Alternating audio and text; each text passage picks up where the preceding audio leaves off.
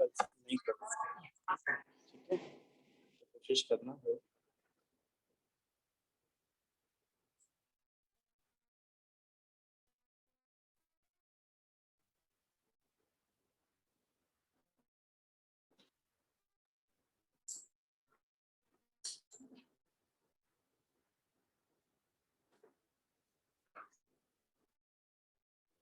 कहाँ पे था लास्ट क्लास में?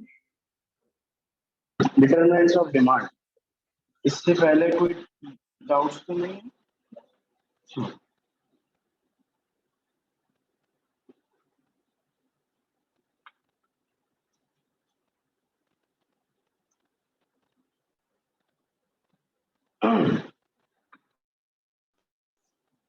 अपने पढ़ चुके हैं।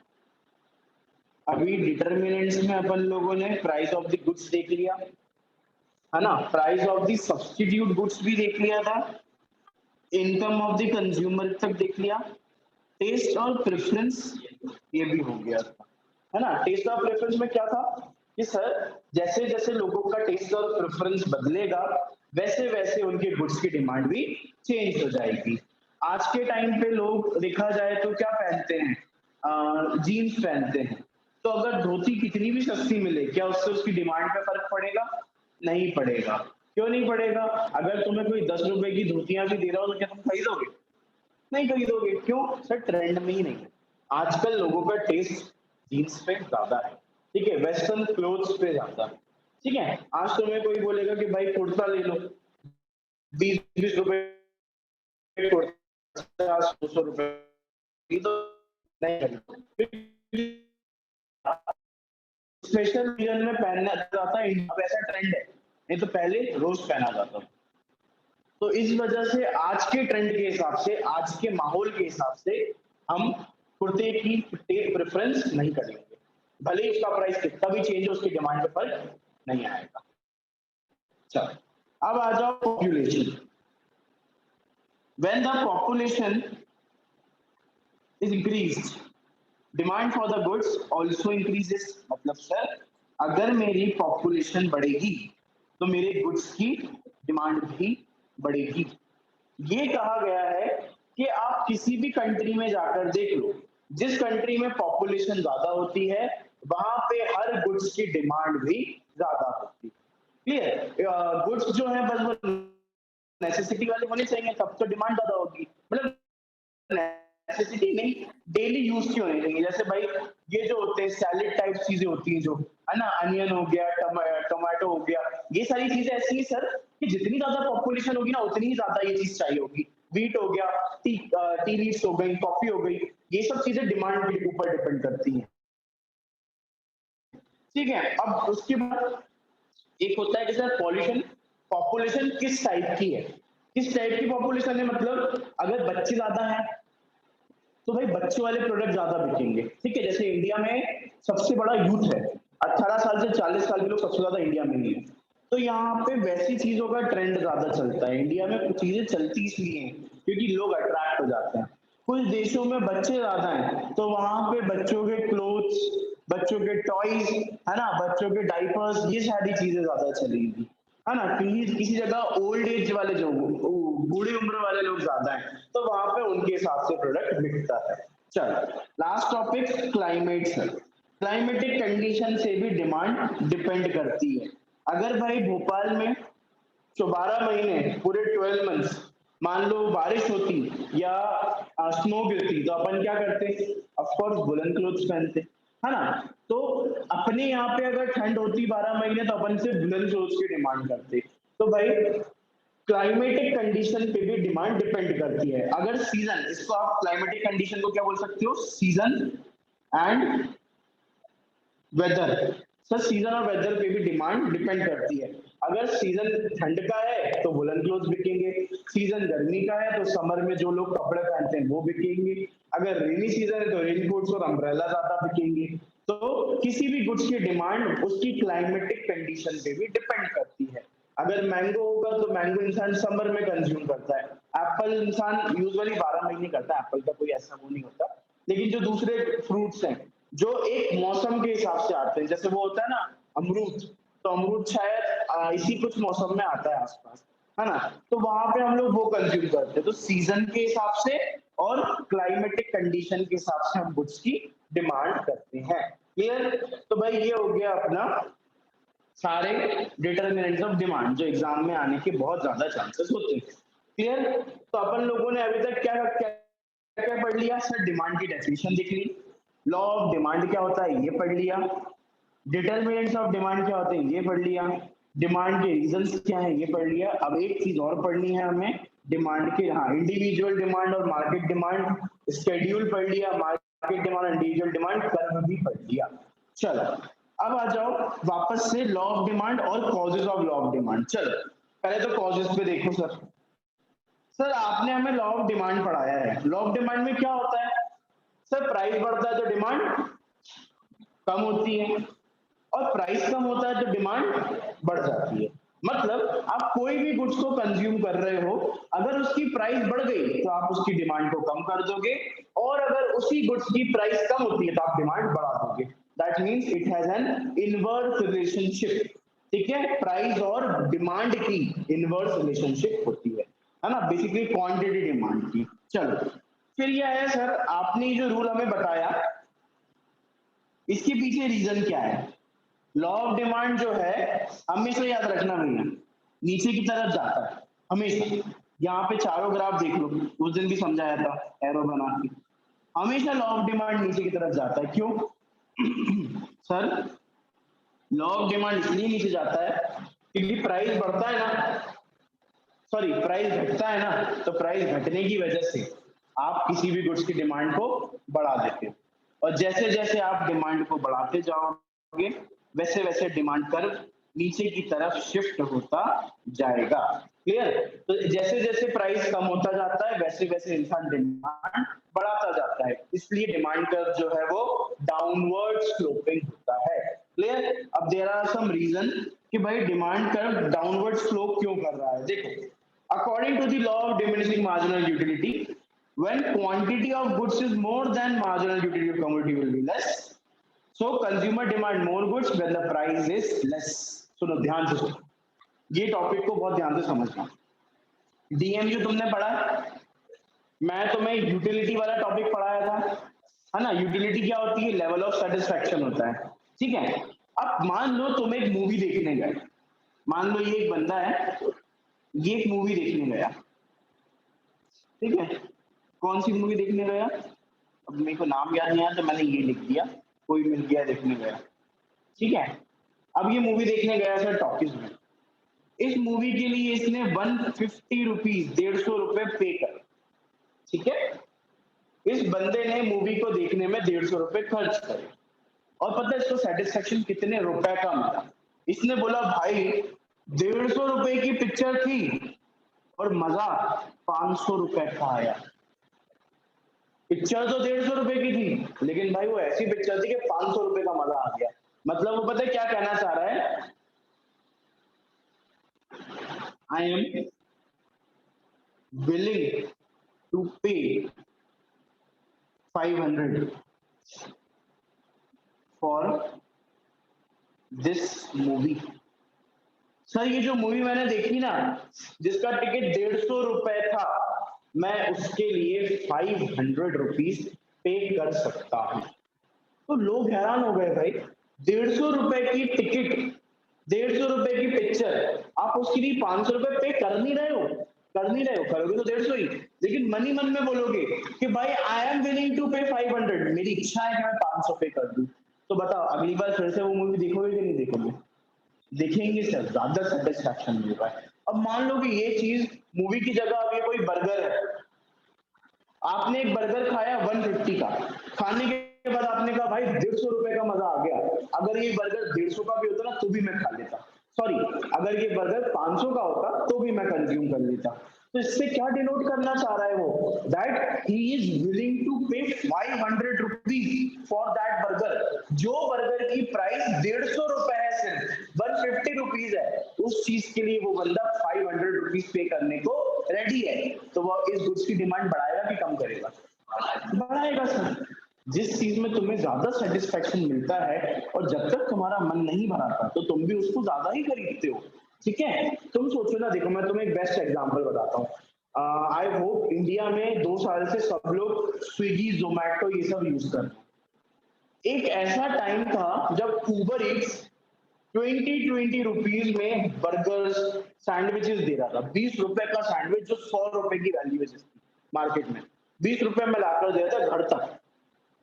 मेरे मन में इच्छा भी नहीं थी ना, फिर भी मैं वो सैंडविच खाता। वाई? जस्ट बिकॉज मुझे 100 रुपए की चीज अगर 20 रुपए में मिल रही है तो मैं उसकी डिमांड कम करूंगा कि बढ़ाऊंगा? ऑफकोर्स बढ़ाऊंगा। सर टेस्ट भी सेम है, दिल भी भरा गया, लेकिन भाई फिर भी सोच रहा हूँ पता नहीं ये चीज वापस 100 रुपए की कब हो जाएगी, जब तक 20 की है खाते जाओ। समझ में आया? तो ये ह्यूमन नेचर है, ऐसा मैंने नहीं करा, भोपाल के लाखों लोगों ने करा, हजारों लोगों ने करा। क्लियर? क्यों? क्योंकि सर जितना हम लोग उस सैंडविच के लिए पे कर सकते हैं ना, उससे कम में मिल रहा है वो, तो खाना कम करेंगे या बढ़ा देंगे? बढ़ा देंगे। ठीक है?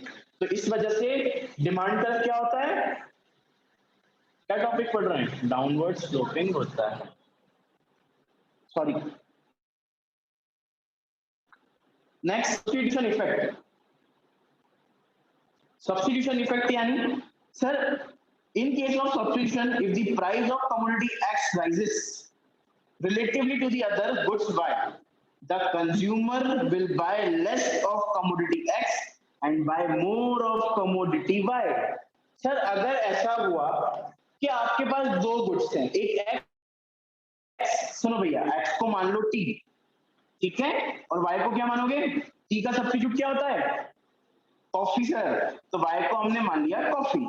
सर मान लो चाय के प्राइस इंक्रीज हो गए। सर क्या हुआ? चाय के प्राइस इंक्रीज हो गए, ऐसा मान लो, तो चाय की डिमांड कम हो जाएगी according to law of demand.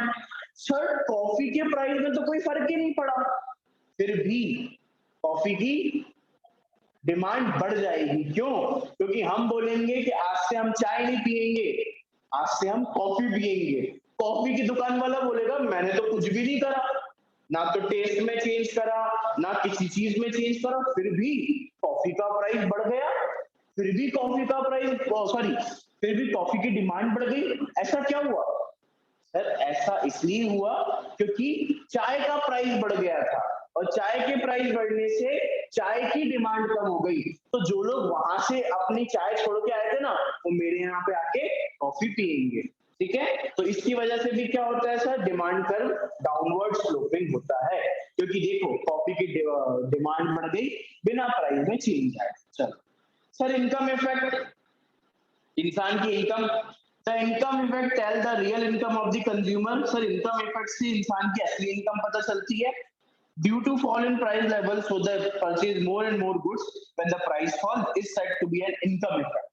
Sir पता है क्या होता है? अगर किसी गुड्स के प्राइस कम हो जाते हैं ना, तो इंसान सेम इनकम पे ज्यादा परचेज करता है। तो basically it is law of demand कि भाई अगर किसी गुड्स के प्राइस कम हो गए तो इंसान उस गुड्स को ज्यादा खरीदेगा। क्यों? मैंने एक चीज सोच के रखी है, ठीक है? सुनो, मेरी मंथली इनकम है 50,000 रुपए, और पता है मैंने सोच कर रखा है कि मैं 5,000 रुपीज जो है ना, हर महीने 5,000 रुपए के मैं कपड़े खरीदूंगा। ठीक है? ये मेरा एक गोल है, ऑब्जेक्टिव है, मैं हर महीने यही करता। चलो अब क्या हुआ, 5,000 रुपए के तो मैं कपड़े खरीदूंगा, ये कंफर्म है। अब क्या हुआ भैया, कपड़ों पे चल रहा है 60% ऑफ, तो जो कपड़े मुझे 8,000 रुपए के पड़ रहे थे, अब वो भी मैं खरीद लूंगा। मतलब सर कपड़ों का प्राइस गिरने की वजह से मैं 5,000 रुपए तो पहले भी खर्च करता था, आज भी खर्च करूंगा। अब राइट नाउ बस ये होगा कि 5,000 में पहले शायद 2 जीन्स आती हो और 2 शर्ट आती हो, लेकिन सर 60% ऑफ की वजह से शायद 4 जीन्स आ जाए और 4 शर्ट आ जाए। तो सर कपड़े की डिमांड कम होने की वजह से कपड़े की प्राइस कम होने की वजह से मैंने कपड़ों की डिमांड बढ़ा दी। मेरी इनकम पे कोई फर्क पड़ा था क्या? नहीं, इनकम तो सेम थी, लेकिन ये इंसान की रियल इनकम दिखाती है कि कल भी इंसान इतना खर्च करने को रेडी था, आज भी इतना ही खर्च कर रहा है। तो इसी चीज की वजह से उस गुड्स की डिमांड बढ़ गई। क्यों सर? क्योंकि उसी गुड्स का प्राइस कम हो गया। ठीक है, चलो 2 पॉइंट्स और हैं, उसको डिस्कस करते हैं, फिर एक्सेप्शंस पे आ जाएंगे। एक्सेप्शन में ज्यादा कुछ खास है नहीं।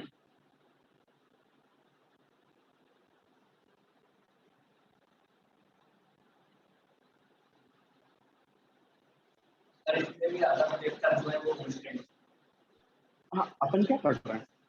Causes of falling in demand curve. Sir demand curve fall कब होता है?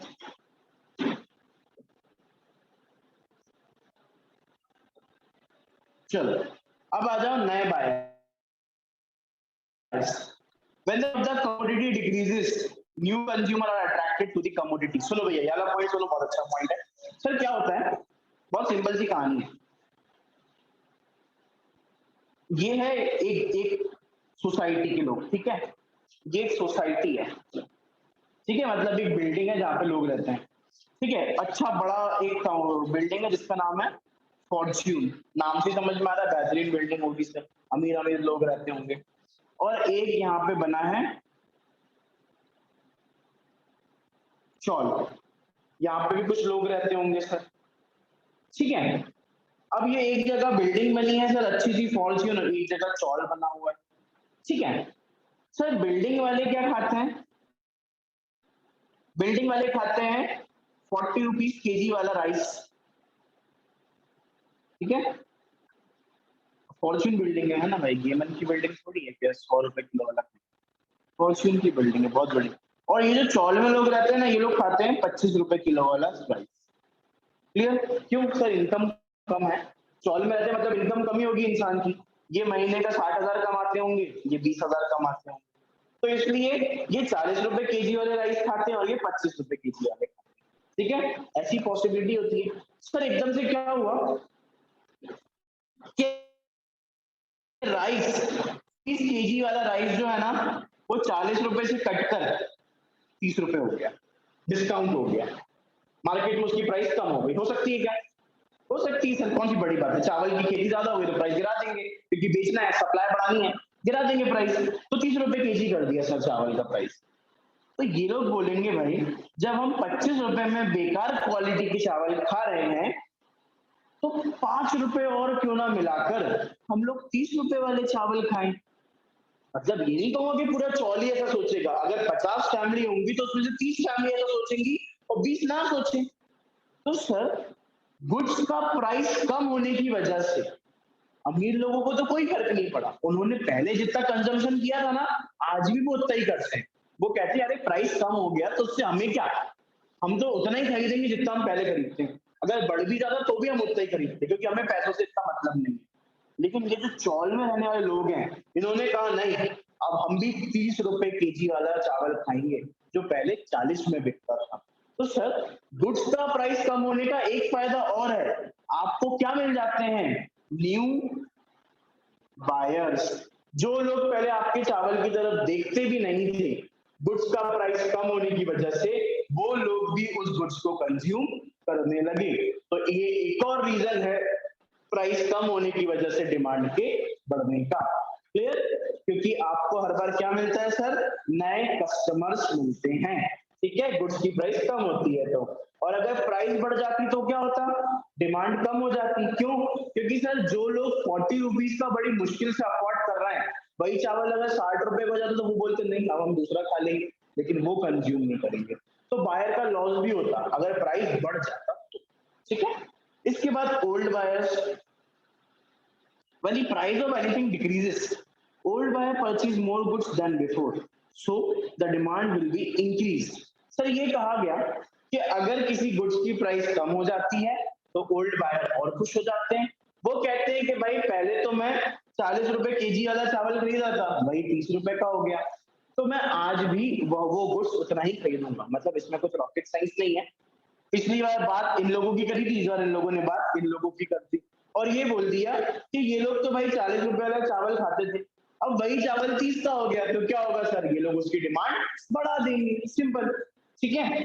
तो ये सारे जो पॉइंट्स हैं, ये सारे रीजंस हैं कि डिमांड कर्व डाउनवर्ड स्लोपिंग क्यों हुआ। पहला रीजन थोड़ा सा इंपॉर्टेंट है, ठीक है, इस पे थोड़ा ज्यादा फोकस करना, क्योंकि भाई इंसान यहाँ पे विलिंग टू पे करता है, इंसान की इच्छा होती है ज्यादा पे करने की। क्यों? क्योंकि सर वो गुड सेटिस्फाई कर रहा है, 150 रुपए की चीज 500 का सेटिस्फेक्शन देगी, तो मैं क्या करूंगा, कम खरीदूंगा या ज्यादा खरीदूंगा? ऑफ कोर्स ज्यादा खरीदूंगा। चलो, तो दीज आर दी रीजंस या फिर causes of law of demand and the reason why demand का स्लोप डाउनवर्ड्स। चलो, अब आ जाओ इंपॉर्टेंट टॉपिक पे सर, एक्सेप्शंस। ऐसी कौन कौन सी एरिया हैं, एक्सेप्शन यानी ऐसे कौन कौन सी एरिया है जहां पे आपका लॉ ऑफ डिमांड काम नहीं करेगा? आपका लॉ ऑफ डिमांड आपसे कहता है कि सर प्राइस बढ़ेगा तो डिमांड कम होगी, या फिर प्राइस कम होगा तो डिमांड बढ़ जाएगी। That means price and demand के बीच में कैसी रिलेशनशिप है? इनवर्स रिलेशनशिप है। क्लियर? लेकिन सर ये कहता है कि ये यूनिवर्सल फिनोमिना नहीं है कि जहां मन करे आपने वहां एप्लीकेबल कर दिया। Law of demand does also have some exception. आप लॉ ऑफ डिमांड भी पढ़ोगे तो उसमें भी आपको कुछ एक्सेप्शंस मिलेंगे। मतलब देयर वर सम सिनेरियोज जहां पे आपका लॉ ऑफ डिमांड काम नहीं करता, देयर वर सम सिनेरियोज जहां पे लॉ ऑफ डिमांड काम नहीं करेगा। ठीक है, तो ऐसे कुछ सिनेरियोज अपन को डिस्कस करने हैं जहां पे जो आपने लॉ अभी जस्ट पढ़ा है वो काम नहीं करेगा। चलो, सबसे पहले आ जाओ गिवन गुड्स पे। चलो, गिवन गुड्स देख लो। In case of necessary goods law of demand can not be operated. This is observe by the economist sir Robert Giffen. तो भैया पहला क्वेश्चन यही बन गया कि सर ये गिफन गुड्स का कंसेप्ट इंडिया में, मतलब इंडिया में नहीं दुनिया में लेकर कौन आया था? तो रॉबर्ट लेकर आए थे, रॉबर्ट गिफन। ठीक है। He observed London, the low paid workers purchase more breads when its price rises. तो देखो भाई, लंदन और अमेरिका जैसी जगहों पे, यूनाइटेड किंगडम और यूएसए जैसी जगहों पे ब्रेड जो होती है ना, ब्रेड वो कौन खाता है सर? पुअर फैमिली ज्यादा कंज्यूम करती है, क्योंकि ब्रेड सस्ती होती है। देखोगे 10 रुपए में अपने आप ही कितनी सारी ब्रेड मिलती है ना? तो एक इंसान चाहे ना तो 10 रुपए की ब्रेड से अपना पेट भर सकता है, आई थिंक, है ना? भर सकता है ना भाई? चाय और ब्रेड ही इंसान खा ले तो 6 घंटे भूख ना लगे, है ना? तो 10 रुपए की ब्रेड ही अपने इतनी आती है। और दूसरी जगह एरियाज में जाओ तो वहां पे ब्रेड और चीप है। क्यों चीप है? क्योंकि तुम लोग देखा होगा मूवीज वगैरह में, इन लोगों के घर में मफिन्स, है ना, कपकेक्स, ये सारी चीजें रखी रहती है हमेशा। मतलब ये लोग बहुत यूज टू है कुकीज खाने के, इन सब चीजों के बहुत यूज टू है। अपने यहाँ ऐसा ओकेजनली होता है घर पे कुकीज आ रही हैं, केक्स आ रहे हैं, उनके यहाँ केक्स ऐसे ही बनते रहते हैं, कटते रहते हैं। ठीक है, तो ब्रेड जो है ना बहुत एक चीप सोर्स है, अपने इंसान को कुछ भी कुछ खाने हो तो ब्रेड कंज्यूम वो कर सकता है। तो जो अपने ये बंदे थे रॉबर्ट गिफन, इन्होंने क्या बोला कि सर ब्रेड जो है ना वो यूजुअली पुअर खाते। ठीक है, अब इन्होंने बोला सर मैंने देखो ऑब्जर्व क्या करा, ये है ब्रेड का प्राइस 10 रुपए, और ब्रेड की ये है डिमांड 100 लोगों की। सर 10 रुपए की जब ब्रेड थी तब 100 लोग ब्रेड खा, ठीक है, ये 100 लोग 100 ब्रेड की डिमांड कर रहे थे, लोग जितने भी लोग थे वो 100 ब्रेड की डिमांड कर रहे थे। ठीक है, सर ब्रेड का प्राइस, अच्छा 2 मिनट यहाँ पे अपन किसी एक इंसान की बात करते हैं। ठीक है, इसकी मैं इनकम भी लिख देता हूं। इसकी इनकम है 1200 रुपए या 12,000 रुपए है मान लो। ठीक है, एक इंसान है जिसकी इनकम 12,000 रुपए। सर वो 10 रुपए की ब्रेड खाता है महीने भर, मतलब रोज 10 रुपए की ब्रेड खरीदता है, और महीने भर में कितनी ब्रेड खरीद लेता है? कितनी ब्रेड खरीद लेता है महीने भर में? 100 ब्रेड।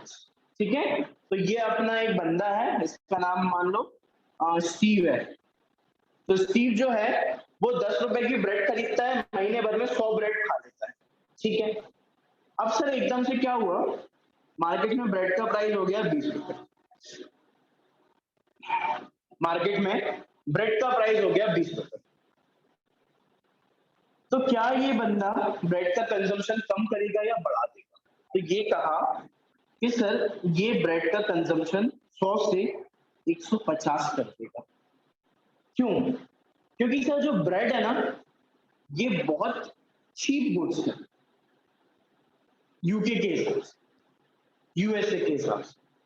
बहुत गरीब लोग ही जो होते हैं ना, वो ब्रेड को कंज्यूम करते हैं हर टाइम। ये तो ब्रेकफास्ट में तो हर इंसान कंज्यूम करता है, लेकिन सुबह, दिन और शाम में अगर कोई ब्रेड खा रहा है, जैसे अपन लोग सुबह, दिन और शाम में एक चीज तो कॉमन खाते हैं, रोटी सभी खाते हैं, ये कॉमन चीज है। तो वहां पे जो इंसान ब्रेड को कॉमन गुड्स बना के रोज सुबह, दिन और शाम को खा रहा है, तो वो इंसान के पास इनकम कम है, इसलिए खा रहा है।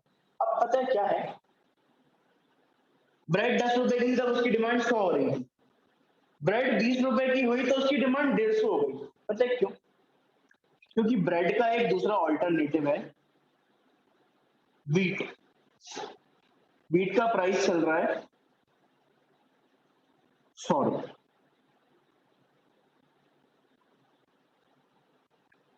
एक इंसान जिसकी इनकम 12,000 रुपए है, क्या वो 100 रुपए के हिसाब से व्हीट खरीद पाएगा? नहीं। तो उस सिचुएशन में वो ये सोचेगा कि भाई ये चीज तो मेरे एबिलिटी के बाहर ही है, मैं इस चीज को खरीद ही नहीं सकता, और ब्रेड के दाम बढ़ गए।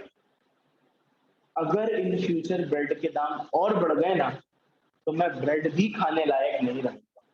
तो इसलिए आज से ही मैं थोड़ा सा स्टॉक बना के चलता हूं, क्योंकि इससे चीप गुड्स तो कोई है ही नहीं यूएसए में। अब अगर मुझे ब्रेड को मैं छोड़ता हूँ, मुझे क्या करना पड़ेगा, ब्रेड को छोड़ के कुछ और तो ढूंढना पड़ेगा ना, सब्स्टिट्यूट। ब्रेड का सब्स्टिट्यूट कुछ है ही नहीं यहाँ पे। क्यों सर? ब्रेड से सस्ता कुछ है ही नहीं, क्या खाओगे? यही खाना पड़ेगा। तो आप इस डर में कि फ्यूचर में इस चीज के प्राइस और ना बढ़ जाए, इसलिए आप ब्रेड का कंजम्पशन बढ़ा दो। क्लियर? क्योंकि आप क्या नहीं खरीद सकते, व्हीट नहीं खरीद सकते, इसलिए। अगर आप व्हीट खरीद सकते होते या कोई दूसरा कुछ खरीद सकते होते, तो अपन क्या करते, सब्स्टिट्यूट कर देते, सर इसका कंजम्पशन 80 कर देते और 20 कुछ और खरीद लेते। क्लियर? तो व्हीट ब्रेड का प्राइस बढ़ने से भी ब्रेड की डिमांड बढ़ती है। क्यों? क्योंकि सर ब्रेड एक गिफन गुड्स है, एक पुअर क्वालिटी गुड्स है, जो लो इनकम वाले लोग कंज्यूम करते हैं। इस वजह से ब्रेड का प्राइस बढ़ने से ब्रेड की डिमांड बढ़ जाती है, क्योंकि भाई अगर फ्यूचर में ये प्राइस 50 हो गया, तो देखो व्हीट तो हम खाने की एबिलिटी रखते ही नहीं थे, ब्रेड भी नहीं खा पाएंगे तो भूखे मर जाएंगे, तो इसलिए स्टॉक मेंटेन करते हैं। ओके? लोग गोल्ड महंगे होने पे गोल्ड इसलिए खरीदते हैं। Sorry, oil is not a Giffen goods. Oil Giffen goods कैसे होगा? Oil is a necessity. Giffen कैसे? चीप क्वालिटी का गुड्स थोड़ी होता है ऑयल। रिच यूज करते हैं ऑयल बेसिक, है ना। बाकी जो ऑयल डिपेंड करता है, ऑयल की कैटेगरी है, एक इंसान सोयाबीन खा रहा है, कोई इंसान पाम ऑयल खा रहा है, कोई उससे गिरा हुआ खा रहा है, तो डिपेंड करता है। Otherwise oil is not a Giffen goods. Giffen goods वो गुड्स जो चीप क्वालिटी के गुड्स हो, और जिस इंसान की इनकम कम हो वही उसको खाता। ठीक है? जैसे भाई इसकी इनकम कम, ये ब्रेड खाते, तो bread is a cheap goods. और लिटरली ऐसा ही होता है, वहां पे ब्रेड वही लोग खाते हैं जो बहुत चीप होते हैं, सुबह शाम। भाई तुमने देखा होगा ना, लेबर्स भी जो होती है वो ब्रेड कब खाती है? शाम को ब्रेड खा लेती है। नहीं होते भाई पैसे, क्या आटा कहाँ से खरीद के लाएंगे? आटा 40 रुपए किलो, है ना। ब्रेड 40 रुपए के लिए आओगे, पूरे परिवार का पेट भरा जाएगा। वैसे आटा सस्ता होता है क्या? मेरे हिसाब से आटा सस्ता होगा। ब्रेड बनाओगे तो ब्रेड भी सस्ती लगेगी, ब्रेड बहुत बनता है। सोचो ना, 10 रुपए में बिक रही है, वो बनती कितने होगी? 2 या 3 रुपए, अगर अच्छी क्वांटिटी में बनाओगे। अब आ जाओ second point sir, speculation. Speculation मतलब अनुमान लगाना सर, स्पेक्यूलेट करना। स्टॉक मार्केट में क्या करता है इंसान? स्पेक्यूलेट करता है, अनुमान लगाता है, उसकी बेसिस पे स्टॉक्स खरीदता है। Sometimes price of a commodity might be increasing and is expecting to increase in the future. The consumer will buy more and more commodity with a higher price. ये सबसे बेस्ट पता है किसके साथ हुआ था अभी इंडिया में? गोल्ड के साथ। लोगों की धज्जी उड़ा थी गोल्ड में। सर गोल्ड का प्राइस पहले था 40,000 रुपए, ठीक है? ये गोल्ड का प्राइस है, पहले 40,000 था, और गोल्ड की डिमांड होती थी एक महीने में 1000 kg, मान लो ऐसा। पता है क्या हुआ? लॉकडाउन से पहले गोल्ड का प्राइस पहुंच गया 50, तो लोगों ने इसकी डिमांड को 1000 से 1500 कर दिया। क्यों सर? गोल्ड एक प्रीशियस चीज जो कि लिमिटेड है, अनलिमिटेड तो है नहीं, खत्म होना है कभी ना कभी, अब वो कब होना है वो डिपेंड करता है। सर गोल्ड लिमिटेड है, प्रीशियस है, इन्वेस्टमेंट के लिए सही भी चीज है। तो इसलिए लोगों ने सोचा कि जब ये अभी 50,000 का पहुंच गया तो शायद 2 या 4 महीने बाद यही 60 का पहुंच जाए, फिर यही 70 का पहुंच जाए और यही 80 का पहुंच जाए। तो इट इज बेटर कि अभी 50 का है, अभी आपके पास मौका है, खरीद लो। तो लोगों ने बढ़ते दाम में ही गोल्ड की डिमांड बढ़ा दी। क्यों? क्योंकि उनको क्या लगा कि फ्यूचर में इसके प्राइस और भी बढ़ेंगे, इसलिए आज बढ़ते दाम में ही खरीद लो। लेकिन क्या हुआ? गोल्ड का प्राइस वापस 42-44 पर आ गया। क्लियर? तो ये वाला पॉइंट क्या कह रहा है सर? अगर आप अनुमान लगाते हो कि किसी भी गुड्स का प्राइस बढ़ रहा है तो फ्यूचर में और भी बढ़ेगा, आज ही खरीद लो, मौका है। अरे भाई अगर आज खरीद लोगे ना तो उससे फायदा क्या है कि मुझे फ्यूचर में प्रॉफिट मिलेगा, ये सोच के अपन ने खरीद लिया। और फ्यूचर में क्या हुआ? प्रॉफिट मिले या ना मिले, that is the matter of discussion, वो टॉपिक वहीं पे छोड़ दो। लेकिन अगर प्रॉफिट नहीं हुआ तो भाई कोई बात ही नहीं है, मजा ही नहीं आया। ठीक है? तो यहाँ पे क्या है सर? कंज्यूमर गुड्स को बाय क्यों करता है? Due to future expectation. ठीक है? फ्यूचर में एक्सपेक्टेशन रहती है सर उसकी, इस वजह से।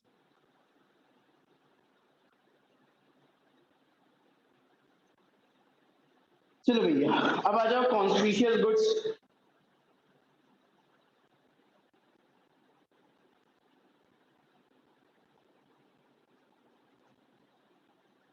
चलो भाई सर कुछ चीजें हैं जो कि कॉन्स्पिशियस गुड्स में आती है।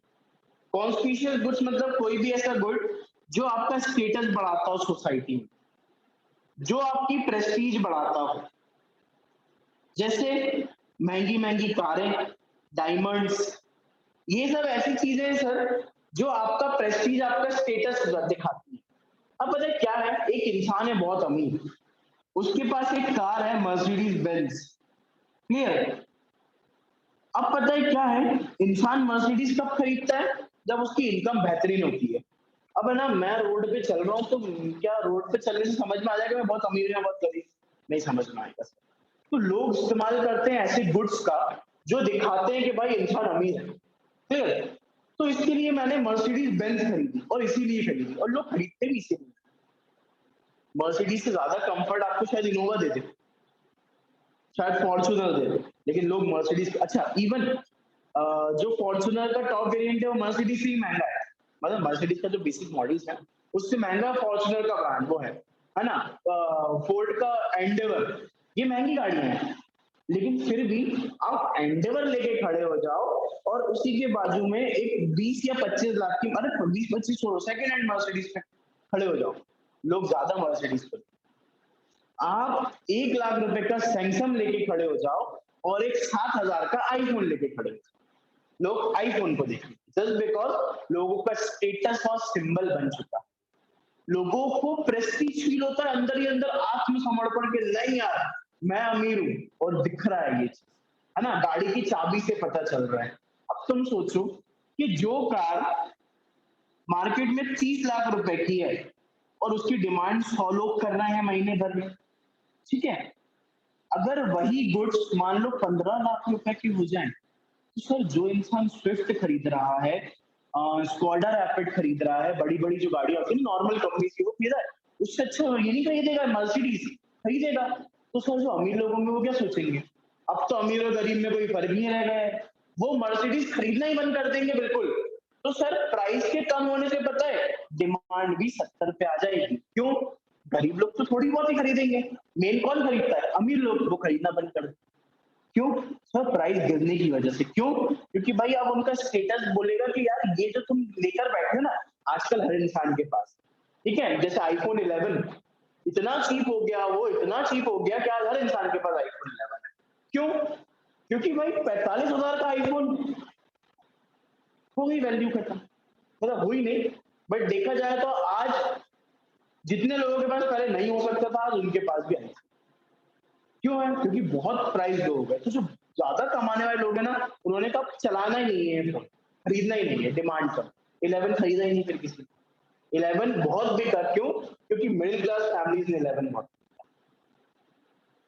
चलो, उसकी वजह से मेरे फोन की वैल्यू 20,000 28,000 रुपए, मैंने 96,000 का खरीदा था उसको, कहाँ पहुंच गई उसकी वैल्यू 2 साल में। चलो, आधी हो गई, आधी की आधी हो गई। Share and speculative market, soon low. It is found that people buy share of a commodity whose price is rising on the anticipation that price will further rise. Other hand, buy less share in the case of fall in price. Sir क्या होता है, अगर market जो है ना, अगर market अगर bull run पे होता है, ठीक है, अगर मार्केट बुल रन पे होता है तो लोग शेयर्स को ज्यादा परचेज करते हैं, परचेज इंक्रीज हो जाती है, मतलब डिमांड बढ़ जाती है। और मार्केट अगर बियर पे है, मद्दी मद्दी चल रही है, तो डिमांड नीचे गिर जाती है। क्यों? लोग सोचते हैं मद्दी चल रही है यार, पैसा लगाने का सही टाइम नहीं है, मत लगाओ। मार्केट में तेजी चल रही है, और तेजी होगी, पैसा लगाओ। तो इस वजह से लोग फंस जाते हैं। ठीक है, आप कोई भी कंपनी में शेयर खरीद रहे हो, कुछ भी खरीद रहे हो, तो उसका पहले पूरा एनालिसिस करो भाई, टेक्निकल नो हाउ देखो, कंपनी किस से कॉन्ट्रैक्ट कर रही है, क्या कर रही है, कैसे कर रही है, ये देख लिया। उसके बाद भाई बैलेंस शीट्स वगैरह देखो, तब जाके डिसीजन लो। अब तो हवा में उड़ के डिसीजन ले रहे हो, तो नुकसान तो हो गई ना बॉस। तो शेयर मार्केट में क्या होता है, बुल रन मतलब प्राइस अगर बढ़ रहा है तो डिमांड भी बढ़ रही है, बियर में प्राइस अगर कम हो रहे हैं शेयर्स के, तो प्राइस भी, सॉरी, डिमांड भी कम हो रही है। क्यों? कौन लॉस झेलेगा? वोडाफोन आइडिया की लॉस गिरते गिरते आज खत्म पे है कि नहीं? वही बढ़ती हुई कंपनी खरीद लो, इन्फोसिस भी खरीद लो, और बढ़ेंगी। ऐसा इंसान मान के चलता है। तो यहाँ पे प्राइस बढ़ने की वजह से डिमांड घट नहीं रही, बढ़ रही है, और प्राइस कम होने की वजह से डिमांड कम, बढ़ नहीं रही, कम हो रही है। ठीक है, चलो अब आ जाओ band wagon effect. Here the consumer demand only affected by the taste and preference of social class of which belongs to it. पता है क्या है? टेस्ट और प्रेफरेंस कुछ दूसरी चीज नहीं है, एक दूसरे को देखने से टेस्ट और प्रेफरेंस आती है। क्लियर? आज अगर मैं देख लूंगा ना कि इसके बाल कुछ अलग तरीके से कटे हैं, तो मैं भी जाके कटवा लूंगा। मुझे देख के मेरा भाई भी कटवाएगा, मेरे मोहल्ले के 10 लड़के और कटवाएंगे, ऐसे कर करके सब लोग कटवा लेंगे। भाई रोनाल्डो एक हेयर कट लेकर आया, वो हेयर कट फुटबॉलर के जो फैन उनने करवाया, फैन को देख के दूसरे लड़कों ने भी करवाया, ऐसे कर करके हर इंसान के बाल ऐसे हो गए। क्यों? जस्ट बिकॉज रोनाल्डो ने करवाया था। तो टेस्ट ऑफ प्रेफरेंस बेसिकली चीजों से नहीं आता कि ये खा के आपको मजा आ गया और वो चीज टेस्ट में आ गई, नहीं सर, दूसरों को देखकर आता है। लोग मोबाइल डैशबोर्ड की कार पे स्टोरी बनाने लगे, किसी को देखकर ही तो बना रहे थे, कैसे किसके दिमाग में आ गया होगा। तो ये सब चीजें टेस्ट ऑफ प्रेफरेंस कैसा होता है, बैंड वैगन इफेक्ट होता है। सोसाइटी में लोगों को देख देख के चीजें टेस्ट ऑफ प्रेफरेंस में आ जाती हैं। अब भले ही सर कोई चीज कितनी भी महंगी हो, अगर वो लोगों की प्रेफरेंस में है तब तो मैं खरीदूंगा ही। जैसे भोपाल में स्टारबक खुला, लोग स्टारबक जाने लगे, अब अगर मैंने स्टोरी डाली तो मैं तो गरीब कहलाऊंगा, तो मैं भी जाऊंगा, भले ही वो कॉफी 200 रुपए की हो या 500 की हो, पीकर तो मुझे भी आनी पड़ी। क्यों? क्योंकि सर सोसाइटी में डिमांड है, लोगों को पता चलना चाहिए कि जो काम आप कर सकते हैं वो हम भी कर सकते हैं। दिखावा है ना भाई आज की सोसाइटी में, तो इसी चीज की वजह से क्या होता है, अगर इसने ये खरीदा मैं भी खरीदूंगा, अरे सर प्राइस बढ़ रहा है कोई बात नहीं, लोगों की सोसाइटी में नजरों में रहना है ना, तो खरीदो आप भी। ये हो रहा है आजकल बैंड वैगन इफेक्ट, मतलब सामने वाले के देखकर आप अपना स्वाद बदल लेते हो, टेस्ट बदल लेते हो, इसको कहते हैं। अब भले ही उस चीज का प्राइस कितना भी आप डिमांड बढ़ा दोगे, क्यों? अरे भाई हमें तो दिखावे से मतलब है। ठीक है, चलो, इल्यूजन्स समटाइम्स, देखो जैसे ऊपर वाला देख लो, if playing golf is fashionable among the corporate executive then the price of gold accessory rises, the business may increase the demand of such goods.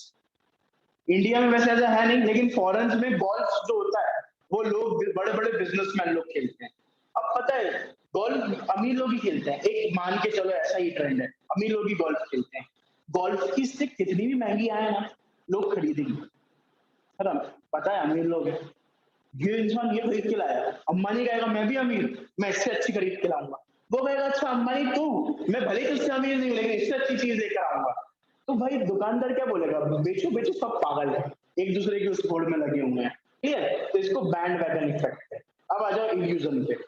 Sometimes consumer develop false idea that high price goods will have better quality instead of low quality.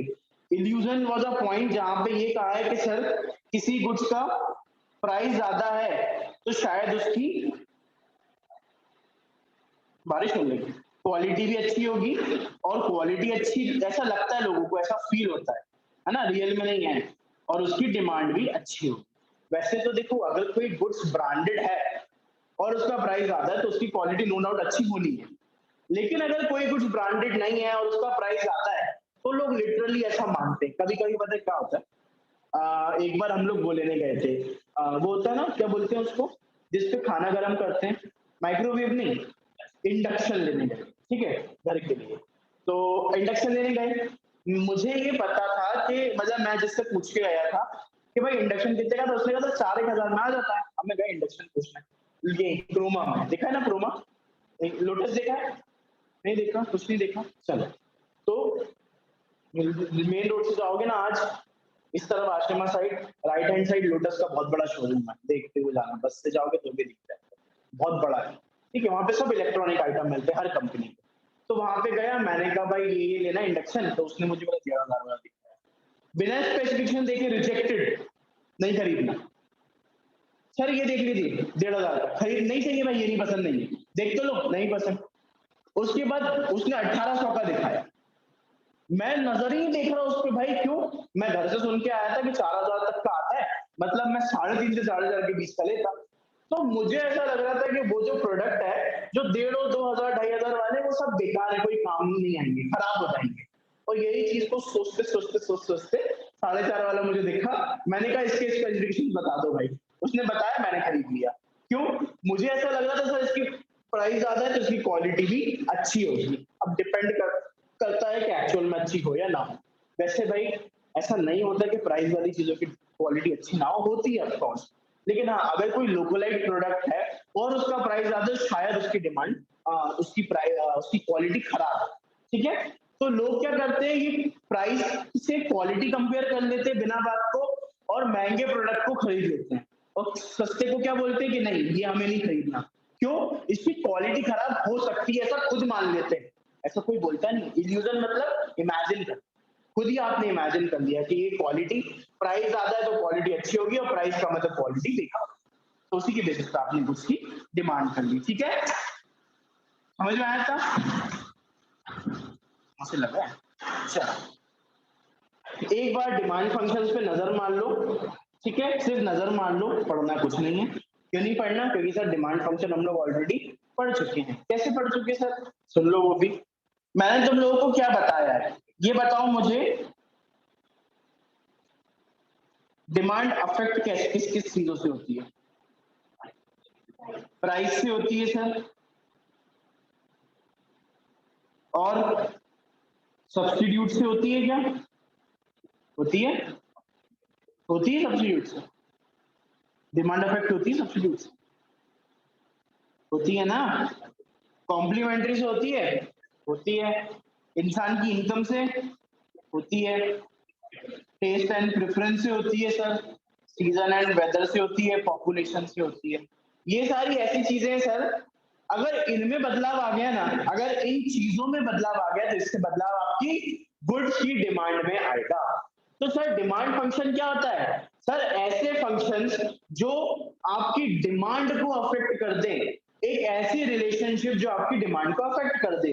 तो sir price कर सकता है उसी goods का, substitute कर सकता है, complement कर सकता है, इनकम कर सकता है, टेस्ट और प्रेफरेंस कर सकता है। ये मैं क्यों नहीं पढ़ा रहा, जस्ट बिकॉज ये हमने कहां पढ़ा है, डिटर्मिनेंट्स ऑफ डिमांड में पढ़ चुके हैं, हम तो इसका ग्राफ भी बना चुके हैं सारे, ठीक है। तो इसमें ऐसा कोई रॉकेट साइंस नहीं है। चलो अब क्या है और देख लो।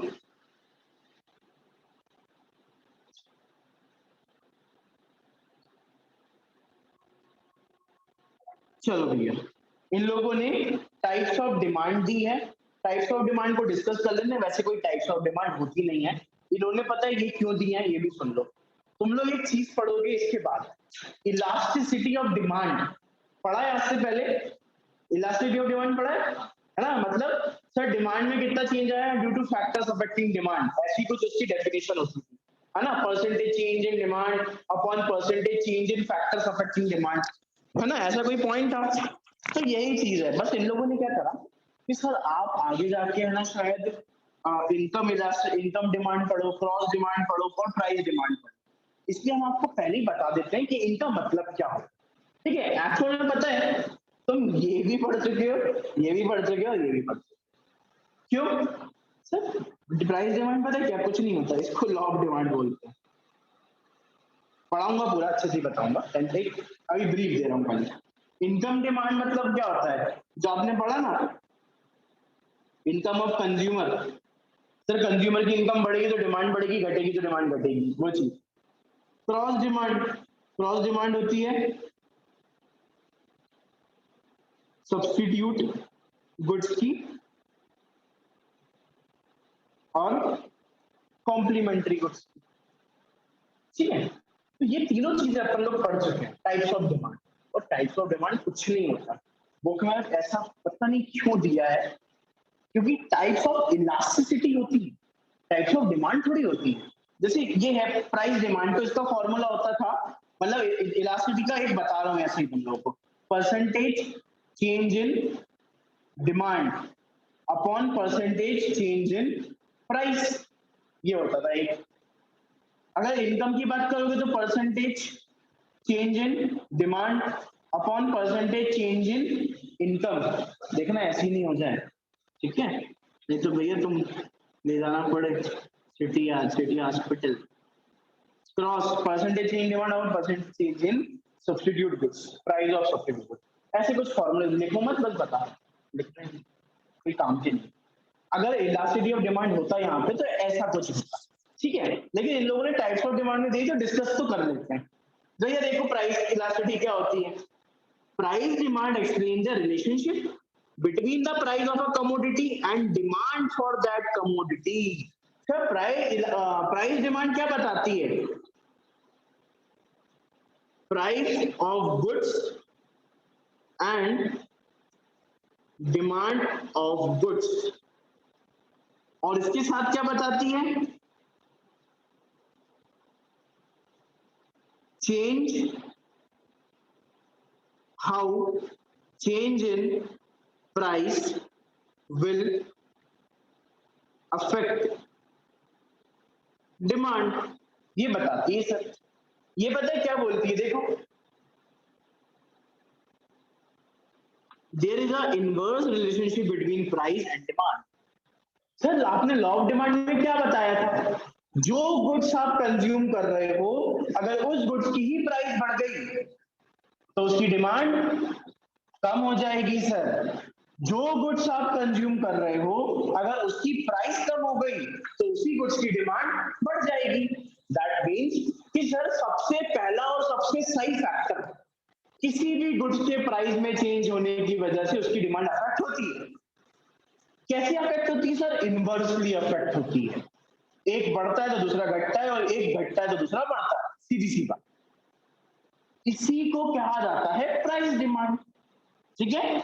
तो so the price demand curve slopes downwards from left to right. Sir ये जो डिमांड कर्व है ना, देखो लेफ्ट से राइट की तरफ जा रहा है और ऊपर से नीचे की तरफ जा रहा है। क्यों? क्योंकि सर प्राइस घटेगा तो डिमांड बढ़ेगी, प्राइस घटेगा तो डिमांड और बढ़ेगी, प्राइस और घटेगा तो डिमांड और बढ़ेगी, प्राइस और घटेगा तो डिमांड और बढ़ेगी। इस वजह से ये डाउनवर्ड स्लोपिंग हो रहा है। इस वजह से क्योंकि प्राइस फॉल हो रहा है और डिमांड बढ़ती जा रही है। That's it, this is price demand, जिसमें दो बातें याद रखनी है सर। कैसी रिलेशनशिप होती है? इनवर्स, इनवर्स यानी प्राइस बढ़ता है तो डिमांड कम होती है, और प्राइस कम होता है तो डिमांड बढ़ जाती है। क्लियर? और इसके बाद डिमांड का डाउनवर्ड स्लोपिंग क्यों होता है? क्योंकि प्राइस के घटने से डिमांड बढ़ती है और नीचे की तरफ चली जाती है। That's it. सर अब इनकम डिमांड क्या होती है ये भी देख लो। Income demand explain the first functional relationship between income of the consumer and demand for the goods। Sir ये जो है ना, ये हमें रिलेशन बताएगी, relation between income and demand of goods. बाकी सर एक बात याद रखना है, other factors will remain constant. किसमें? ऊपर वाले में। और यहाँ पे क्या होगा? यहाँ पे price will remain constant. Okay, यहाँ पे प्राइस कांस्टेंट रहना चाहिए सर, तभी इनकम का इफेक्ट समझ में आएगा। अदरवाइज लोग कंफ्यूज होंगे कि प्राइस भी कम बढ़ रहा है, घट रहा है, और इनकम भी घट रही है, बढ़ रही है। तो हम कैसे पता करें लॉ ये रूल इनकम की वजह से चेंज हो रहा है या प्राइस की वजह से? भाई पेट्रोल के दाम जो हैं वो बढ़ भी गए और मान लो लोगों की इनकम भी कम हो गई, तो अब बताओ पेट्रोल की डिमांड घटने का रीजन क्या है? लोगों की इनकम भी बढ़ गई है, घट रही है, और पेट्रोल के प्राइस भी बढ़ रहे हैं। क्या बोलोगे किस वजह से पेट्रोल की डिमांड कम हो रही है? समझ ही नहीं आ रहा सर। क्यों? प्राइस में भी हो रहा है चेंज और इनकम में भी चेंज हो रहा है। तो यहाँ पे अब समझने में प्रॉब्लम है, किस पे इल्जाम लगाओगे, है कि नहीं? इल्जाम लगाने में अब दिक्कत है। तो इस वजह से हम प्राइस को भी पूरी तरीके से वो नहीं कर सकते कि नहीं यही वजह से, और इनकम को भी नहीं कर सकते, तो यहाँ पे कंफ्यूजन क्रिएट हो। इस वजह से इनकम को कांस्टेंट रखा था प्राइस के लिए, और जब इनकम बढ़ेंगे तो प्राइस को कांस्टेंट रखना पड़ेगा। ठीक है, चलो देखो, generally the level of income rises the consumer purchase more and more goods. Sir देखो, एक रिलेशनशिप समझो आप लोग, अगर किसी भी गुड्स की सॉरी किसी भी बंदे की इनकम इंक्रीज होती है, तो इनकम के बढ़ने से उसकी परचेसिंग पावर, खरीदने की वैल्यू बढ़ जाती है उसकी, है ना, खरीदने की औकात बढ़ जाती है बेसिकली। अब अगर उसकी खरीदने की वैल्यू बढ़ गई, औकात बढ़ गई इनकम के बढ़ने की वजह से, तो वो किसी भी गुड्स की डिमांड कम करेगा या ज्यादा करेगा? ऑफ कोर्स सर ज्यादा करेगा।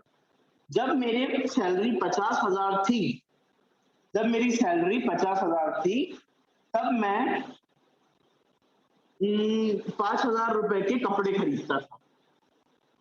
अब मेरी इनकम 70,000 है, सर मेरी परचेसिंग पावर 20,000 से बढ़ गई, तो अब मैं 7,000 के कपड़े नहीं खरीद सकता क्या?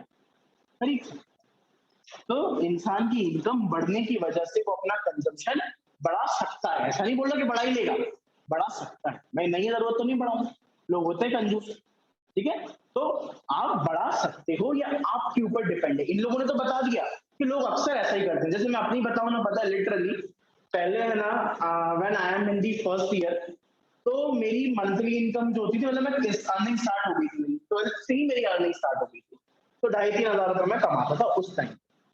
पता है उस टाइम पे है ना वो पैसा मुझे कम लगता था। आज मेरी अराउंड अगर मंथली इनकम देखोगे तो अराउंड 40,000 क्रॉस है मंथली इनकम, ठीक है? तो आज अगर मैं देखूं तो वो भी कम है यार, मेरे पूरे खर्च हो जाते। मतलब पहले हम लोग मंथ में एक बार कहीं घूमने जाते थे, पार्टी वगैरह कुछ होती, तो आजकल हफ्तों के हिसाब से पार्टी होती। पहले कुछ खरीदने से पहले सोचना पड़ता था, आज कुछ सोचना ही नहीं पड़ता। तो इनकम बढ़ने से इंसान की सेविंग नहीं बढ़ती, खर्चे बढ़ जाते। गारंटी बात है, और ये कभी खुद पे भी देखना, जितना ज्यादा कमाओगे खर्चे उतने ही ज्यादा बढ़े। ये लोग वही का, इनकम बढ़ी खर्चा को कर लो फटाफट, ठीक है? समझ में आ रहा है? मजा आ रहा है? मजा आ रहा है? मजा करना है आपको? चलो, income decreases purchase less quantity. Sir इंसान की इनकम कम हो जाएगी तो खरीदने में फिर क्या खरीदेगा बेचारा? इनकम कम तो खरीदेगा भी कम, ठीक है? इट मींस, सबसे इंपॉर्टेंट लाइन आ गई, सबसे important, it means there is a direct proportional relationship किसके बीच में? इनकम के बीच में और डिमांड के बीच में, ठीक है? तो लिख लो, direct relation between income and demand.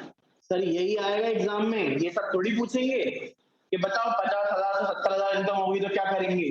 कुछ नहीं करेंगे। ये बताओ रिलेशनशिप क्या होती है? तो सर डायरेक्ट रिलेशनशिप होती है, मतलब इनकम बढ़ेगी तो डिमांड भी बढ़ेगी, और इनकम घटेगी तो डिमांड भी घटेगी। ऐसा ग्राफ होगा सर कुछ, प्राइस तो कांस्टेंट, इनकम बढ़ी तो डिमांड भी बढ़ी, ये तो उसका हो गया प्राइस और डिमांड का। इसका मैंने ग्राफ बनाते हैं, देखो यहाँ पे लिखो डिमांड और यहाँ पे लिखो इनकम। सर यहाँ पे मेरी इनकम है 50,000 और यहाँ पे मेरी डिमांड है 100। मेरी इनकम हो गई है सर 70,000 और यहाँ पे मेरी डिमांड हो गई है 120। तो ये देखो कुछ इस तरीके से ग्राफ बनेगा। किसका किसका ग्राफ है ये? किसका है? इनकम और डिमांड का। कैसी रिलेशनशिप है? डायरेक्ट। सर इनकम बढ़ी तो डिमांड भी बढ़ गई। इसलिए बहुत अच्छे से नहीं समझा रहा क्योंकि ये चीज मैं बार बार पढ़ा चुका हूँ, ठीक है? नहीं तो मैं अभी इसको भी बहुत देर तक बता रहा हूँ तुम लोगों को, लेकिन we have already discussed it 2 to 3 times, तो आई डोंट थिंक सो कि अपन को और पढ़ने की जरूरत है इस चीज में। बस हाँ, ये बात को बिल्कुल फोकस करना, क्योंकि भाई मुझे तो पता है कि क्वेश्चन आएगा तो यही आएगा, नहीं यही तो नहीं आएगा, ये दूसरा भी आ सकता है, लेकिन ज्यादा चांसेस इसी के। रिलेशनशिप समझाओ, ठीक है? बाकी ये एक बात और सुन लो। Income demand curve slope upwards from left to right. अब देखो एक बात यहाँ पे याद रखो, जल्दी सुन लो, बाद में लिखना, पहले सुन लो। Income demand curve, sir income demand curve, demand curve नहीं, इनकम डिमांड कर्व। मतलब वो पता है क्या कह रहे हैं? चलो पहले इनकम डिमांड कर्व बना के दिखाओ। क्या बोल रहे हैं? एक जगह पे इनकम लिखो, दूसरी जगह पे डिमांड लिखो, और अब बनाओ। अपन क्या लिख बनाते हैं? अपन बनाते हैं डिमांड कर्व, जिसमें एक जगह पे प्राइस लेते हैं और एक जगह पे डिमांड लेते हैं। लेकिन ध्यान से देखो इन लोगों ने क्या बोला है, सर आप कर्व बनाओ, हम आपसे मना नहीं कर रहे हैं, लेकिन आप कौन सा कर्व बनाओ? इनकम डिमांड कर्व, जिसमें एक साइड आप एक इंसान की, एक बंदे की इनकम लोगे और दूसरे साइड पे डिमांड लोगे, और फिर बताओ कर्व कैसा जाएगा। सर देखो हमने बनाया है ऑलरेडी, कर्व जाएगा ऊपर की तरफ। कहां से? Left to right. क्लियर? तो एक और बात हो गई जो याद करनी है, एग्जाम में आ सकती है, समझ में आना चाहिए। देखो या रटना नहीं है, समझ में आना चाहिए ऐसा हुआ क्यों, कंसेप्ट क्या है ना? नहीं तो ऐसे ही पढ़ा दूंगा ये तो मैं, देखो भाई इनकम लेफ्ट टू राइट जाती, बना लेना अपने हिसाब से। कंसेप्ट समझो क्यों हो रहा है ऐसा, क्योंकि इन्होंने इनकम डिमांड कर बोला है। इंसान कंफ्यूज होके क्या सोचता है, ये बोल रहा है डिमांड कर, तो एक जगह प्राइस दे देते हैं और एक जगह डिमांड ले लेते हैं, तो ये नहीं लेना, अपन को ऐसा ग्राफ बनाना है। ये होता है इनकम डिमांड कर्व। लिखना हो तो लिख लो, इसको क्या बोलते हैं? इनकम डिमांड कर्व बोलते हैं। ठीक है? क्या हो रहा है सर? लेफ्ट टू राइट जा रहा है, डायरेक्ट रिलेशनशिप दिखा रहा है, ठीक है?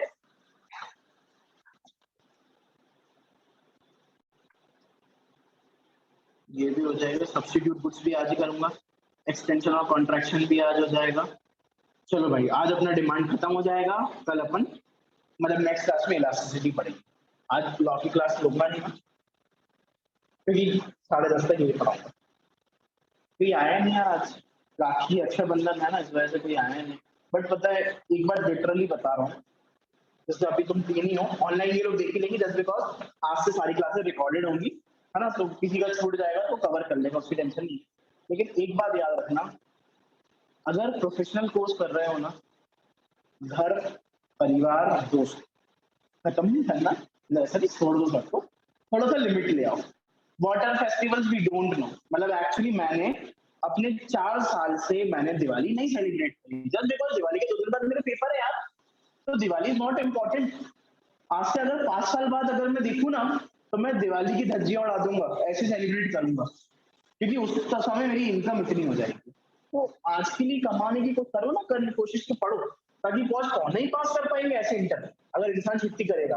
अपन कभी आते हैं कभी घर से पढ़ते हैं, ये गलत है। या तो यहाँ से पढ़ो या घर से पढ़ो। अब कभी आ रहे हैं कभी नहीं आ रहे, अब वो मैटर है कि बस नहीं है, ये नहीं होनी, वो तुम्हारा मैटर है। मैं तो नहीं बोलूंगा भैया टैक्सी भेज दे तुम्हारे लिए, कुछ भेज दे, नहीं। बीमार हो तुम्हारी गलती है, कुछ भी है तुम्हारा है, क्योंकि I am already pass, I am CMA final, हम सीए फाइनल, तो मुझे कोई फर्क नहीं पड़ता कोई पहुंचे या नहीं पहुंचे। लेकिन अगर प्रोफेशनल कोर्स करना है ना, तो यार पंचुअल होना पड़ेगा। ऐसी छुट्टियां मारोगे ना तो गारंटी बोल रहा हूँ फाउंडेशन निकल जाएगा, इंटर नहीं निकलेगा, गारंटेड बोल रहा हूँ। लेट होता है इंसान मानते हैं, ठीक है? मतलब मेरी क्लास में मैं अलाउड नहीं करता, लेकिन ठीक है लेट इंसान हो जाता है, रीजन होता है, लेकिन छुट्टी मारने का रक्षाबंधन तो पहले भाई, मैं तो कल भी क्लास ले लूंगा, कोई मुझसे बोलेगा। गलत है, लेकिन ऐसे छुट्टी नहीं करनी चाहिए। ये लोग नहीं आए आज, नहीं नहीं करे तो ऑनलाइन तो है, एटलीस्ट ऑनलाइन भी नहीं आए, ऐसी कौन सी छुट्टी मना रहे हो यार? ठीक है, क्योंकि मुझे पता है भाई मैं जिस कोर्स में हूँ, इंसान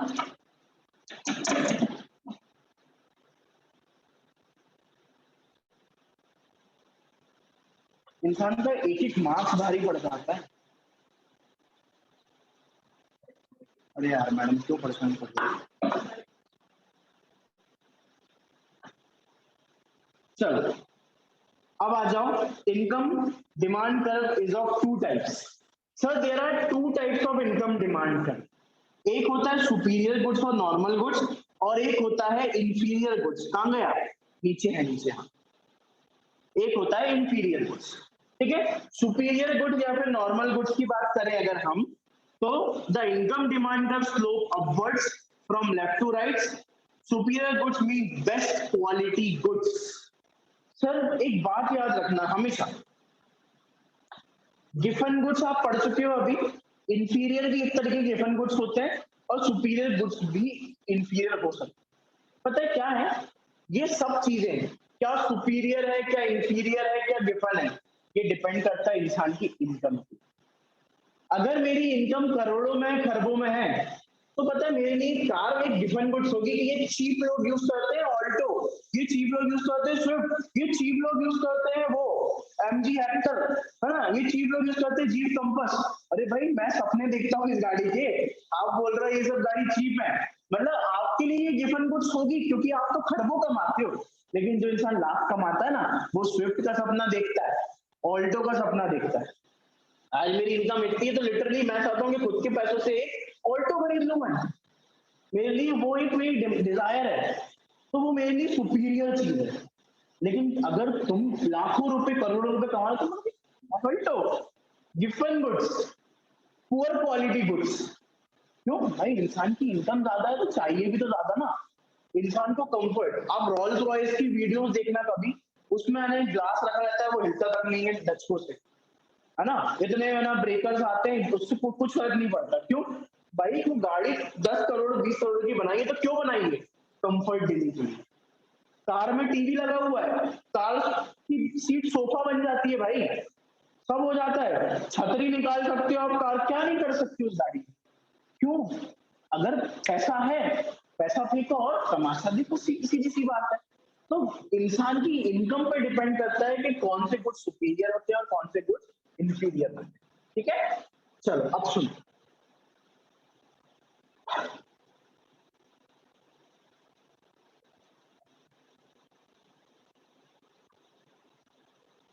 अब आ जाओ भाई पहले inferior superior goods. In case of superior goods, income curve slope upwards from left to right. Superior goods means best quality goods. ये कहा गया सर कि सुपीरियर गुड्स ऐसे गुड्स होते हैं जिनकी डिमांड जो है वो लेफ्ट टू राइट और अपवर्ड्स जाती है। मतलब जैसे जैसे इंसान की इनकम बढ़ती है, ठीक है, देखो इन लोगों ने क्या क्या हरकत करी है, एक सेकेंड यार, बताइए। अब देखो प्रॉब्लम समझो, यहाँ पे लिखा है नॉर्मल गुड्स और यहाँ लिखा है सुपीरियर गुड्स। सर ये दोनों तो एक ही चीज होती है, ठीक है। अब यहाँ लिखा है नॉर्मल गुड्स और इंफीरियर गुड्स, तो मेरे हिसाब से पता है नॉर्मल गुड्स तो ये है और इंफीरियर ये है। अब मुझे ये चीज समझ में नहीं आ रही कि इन लोगों ने ऊपर क्या करा है और नीचे क्या वो करी है मगजमारी।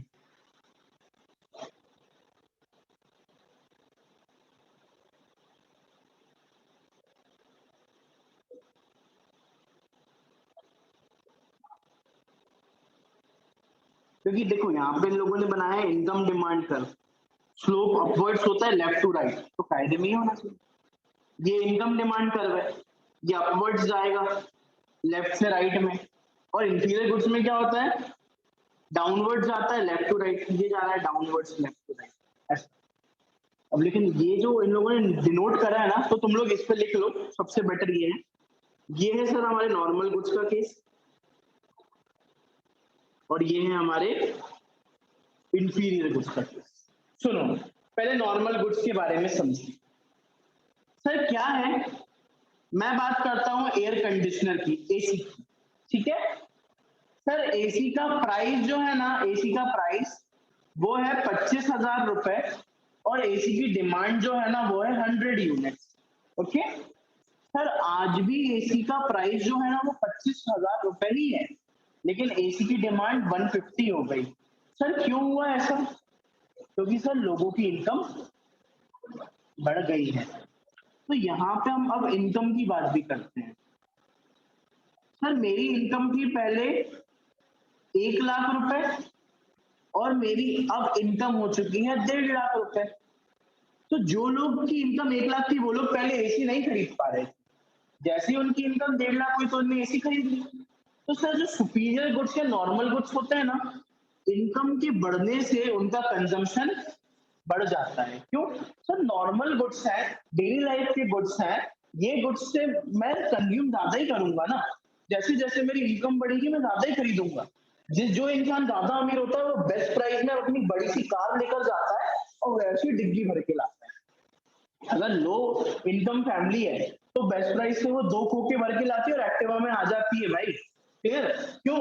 जस्ट बिकॉज उस इंसान की इनकम कम है तो वो नॉर्मल गुड्स पे ज्यादा पैसा खर्च नहीं करेगा, लेकिन जैसे ही पता उसकी इनकम यहाँ से देखो 1 लाख से 1.5 लाख हो गई ना, उसने एसी खरीदना स्टार्ट कर दिया। तो नॉर्मल गुड्स में या सुपीरियर गुड्स में ऐसा ही होता है, इनकम के बढ़ने से डिमांड बढ़ती है। तुम्हारी इनकम 50 थी, एसी खरीदोगे? नहीं। 60 हो गई, खरीदोगे? खरीद लेंगे सर। तुम्हारी इनकम 50 थी, कार खरीदोगे? नहीं। 1 लाख हो गई, खरीदोगे? खरीद लोगे।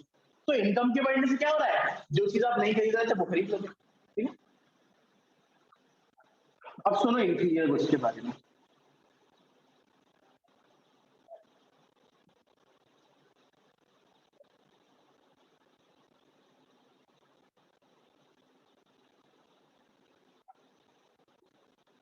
चलो इंटीरियर गुड्स में देखो भाई, आपको 2 चीजों का एग्जांपल लेना पड़ेगा तब इंटीरियर समझ में आएगा। एक ले लो व्हीट, बाजरा। ठीक है? एक हो गया सर व्हीट और एक हो गया हमारा बाजरा। बाजरा समझते हो ना, बाजरे की रोटी, बाजरे का सिट्टा नहीं, रोटी है ना, तुम बाजरे का सिट्टा समझ के समझ लो। क्या होता है बाजरा, शायद उसको बोलते हैं, कॉर्न को बोलते हैं ना, किसको बोलते हैं बाजरा, मुझे नॉलेज नहीं है, बस मुझे पता है बाजरे की रोटियां बनती है ना, और कोई यूज नहीं करता ज्यादा, ये बहुत गंदी अजीब सी रोटियां बनती है ना। हाँ बाजरा ही बोलते हैं शायद, मुझे नॉलेज नहीं है इस चीज के बारे में अच्छा। अब देखो व्हीट जो है ना वो है 40 रुपए किलो, बाजरा जो है ना वो है 25 रुपए किलो, और ये रही मेरी इनकम। कितनी है मेरी इनकम? सर 10,000 रुपए महीना। 10 के समझ में आता है ना, 10,000, 10,000 रुपए महीना है। मुझे समझ में नहीं आता जब मैं फाउंडेशन में, क्योंकि सब लोग ये यूज करते हैं इंटर में वगैरह, पेपर्स में भी ऐसे ही आता है। क्या पता नहीं ऐसा लिख देते हैं 1,000 रुपए, और ऊपर जो होता है ना बैलेंस शीट के ऊपर जो होता है अमाउंट, वहां पे लिख देते हैं 3 जीरो और, अब पता ही नहीं, समझ में नहीं आता ये बोलना क्या चाह रहा है। तो ये सब चीजों की थोड़ी हैबिट बना लेना इंटर में, अभी तो कोई काम नहीं है, अभी तो टिक लगाना है इंटर वगैरह में। अब वैसे तो मैं इंटर में भी नहीं है, एमसीक्यू क्वेश्चन से मैं लिखने वाली हूँ, किसी दिक्कत नहीं है। चलो सुनो, इनकम में सर 10,000, ज्यादा क्या खाओगे, बाजरा की व्हीट, 10,000 कमाते हैं महीने का, फैमिली बड़ी है, फैमिली बड़ी है यार, बाजरा खाओगे, व्हीट खाओगे, बाजरा खाओगे, फैमिली बड़ी है सर। चलो छोड़ो, नहीं है ना और बाजरा खिला दूँ, बाजरा ही खिलाऊंगा मैं, क्या लगेगा तुमको। 2,000 रुपए इनकम है, क्या खाओगे? खाओगे ना बाजरा? आओ बाजरा। सर 25 रुपए का बाजरा, 40 रुपए का व्हीट, मैंने कहा व्हीट व्हीट नहीं, ओनली बाजरा। तो भाई व्हीट की डिमांड में उस टाइम करता था 0 और बाजरा की डिमांड करता था 100। ठीक है?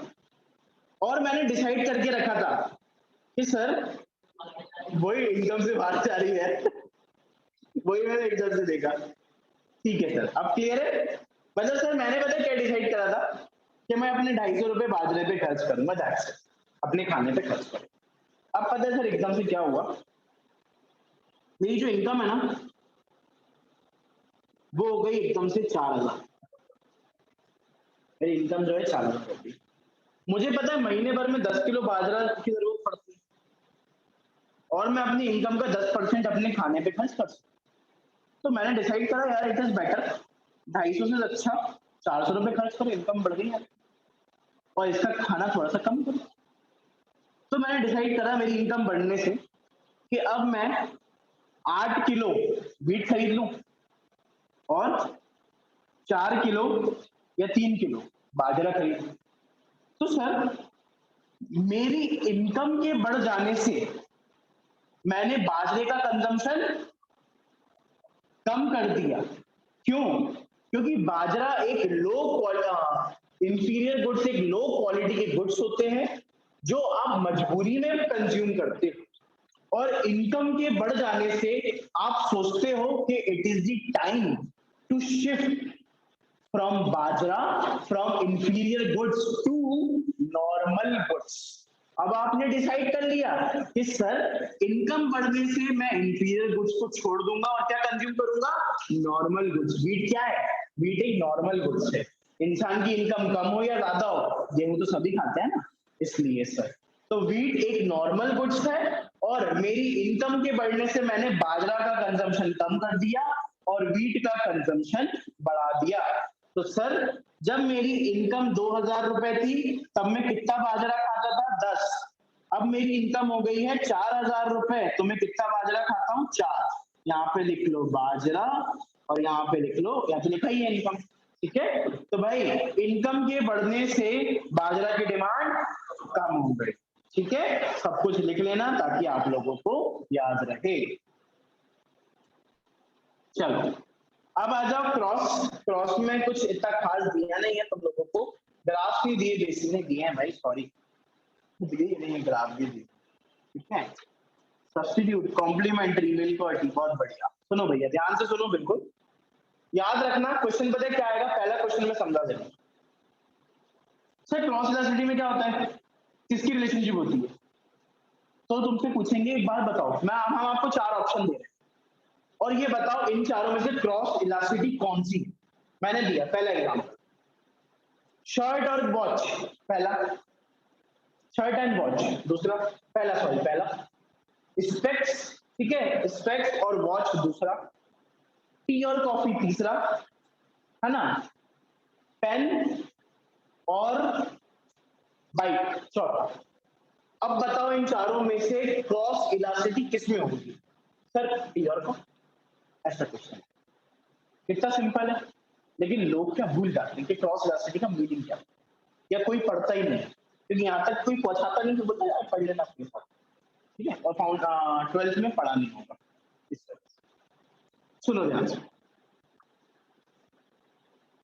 इट शोज, सुनो क्रॉस डिमांड का मतलब क्या, क्रॉस का मतलब क्या होता है, ये होता है ना, पता है क्या हो रहा है, वो कह रहा है चाय, चाय बोल रही है कॉफी से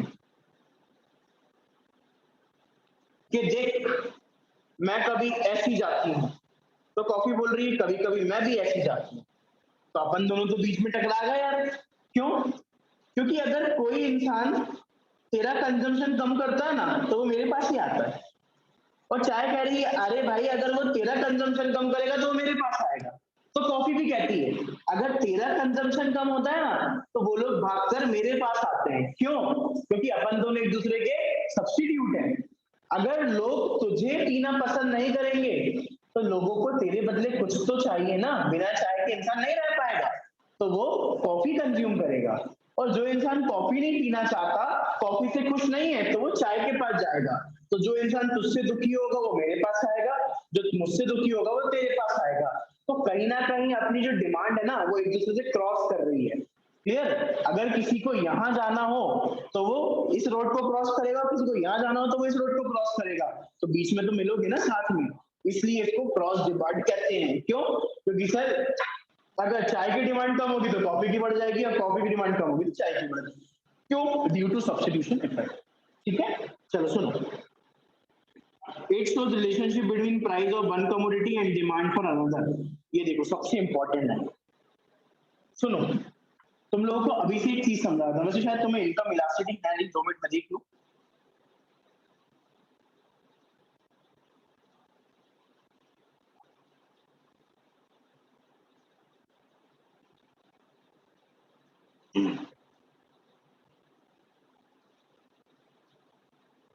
नहीं है शायद, हाँ सिमेट्रिक है, और है इनकम इलास्टिसिटी भी है, क्रॉस है कि नहीं है, देख लेना तुम लोग बाद में और मुझे बताना एक बार ना। चीज जो मैं समझा रहा हूँ वो सुन लो अब तुम ध्यान से। क्या है ना, तुम लोग अभी पढ़ोगे, बाय चांस अगर होगा तो, है ना, छोटा सा होगा, कुछ दिया नहीं होगा ज्यादा,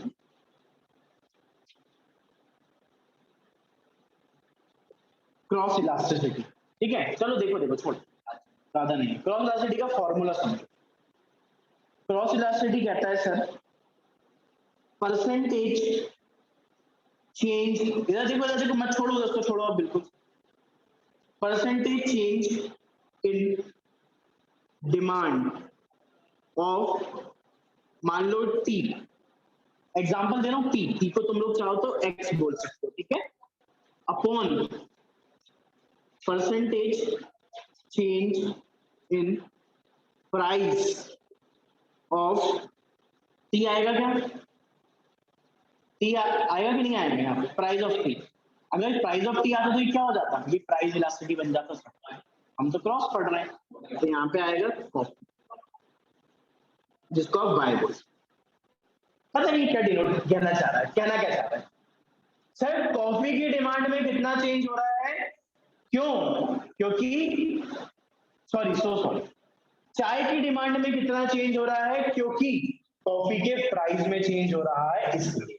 मतलब हमारे कॉफी के प्राइस में चेंज होने की वजह से आपके चाय की डिमांड कितनी तेजी से अफेक्ट हो रही है, उसको कहा जाता है क्रॉस इलास्टिसिटी ऑफ डिमांड।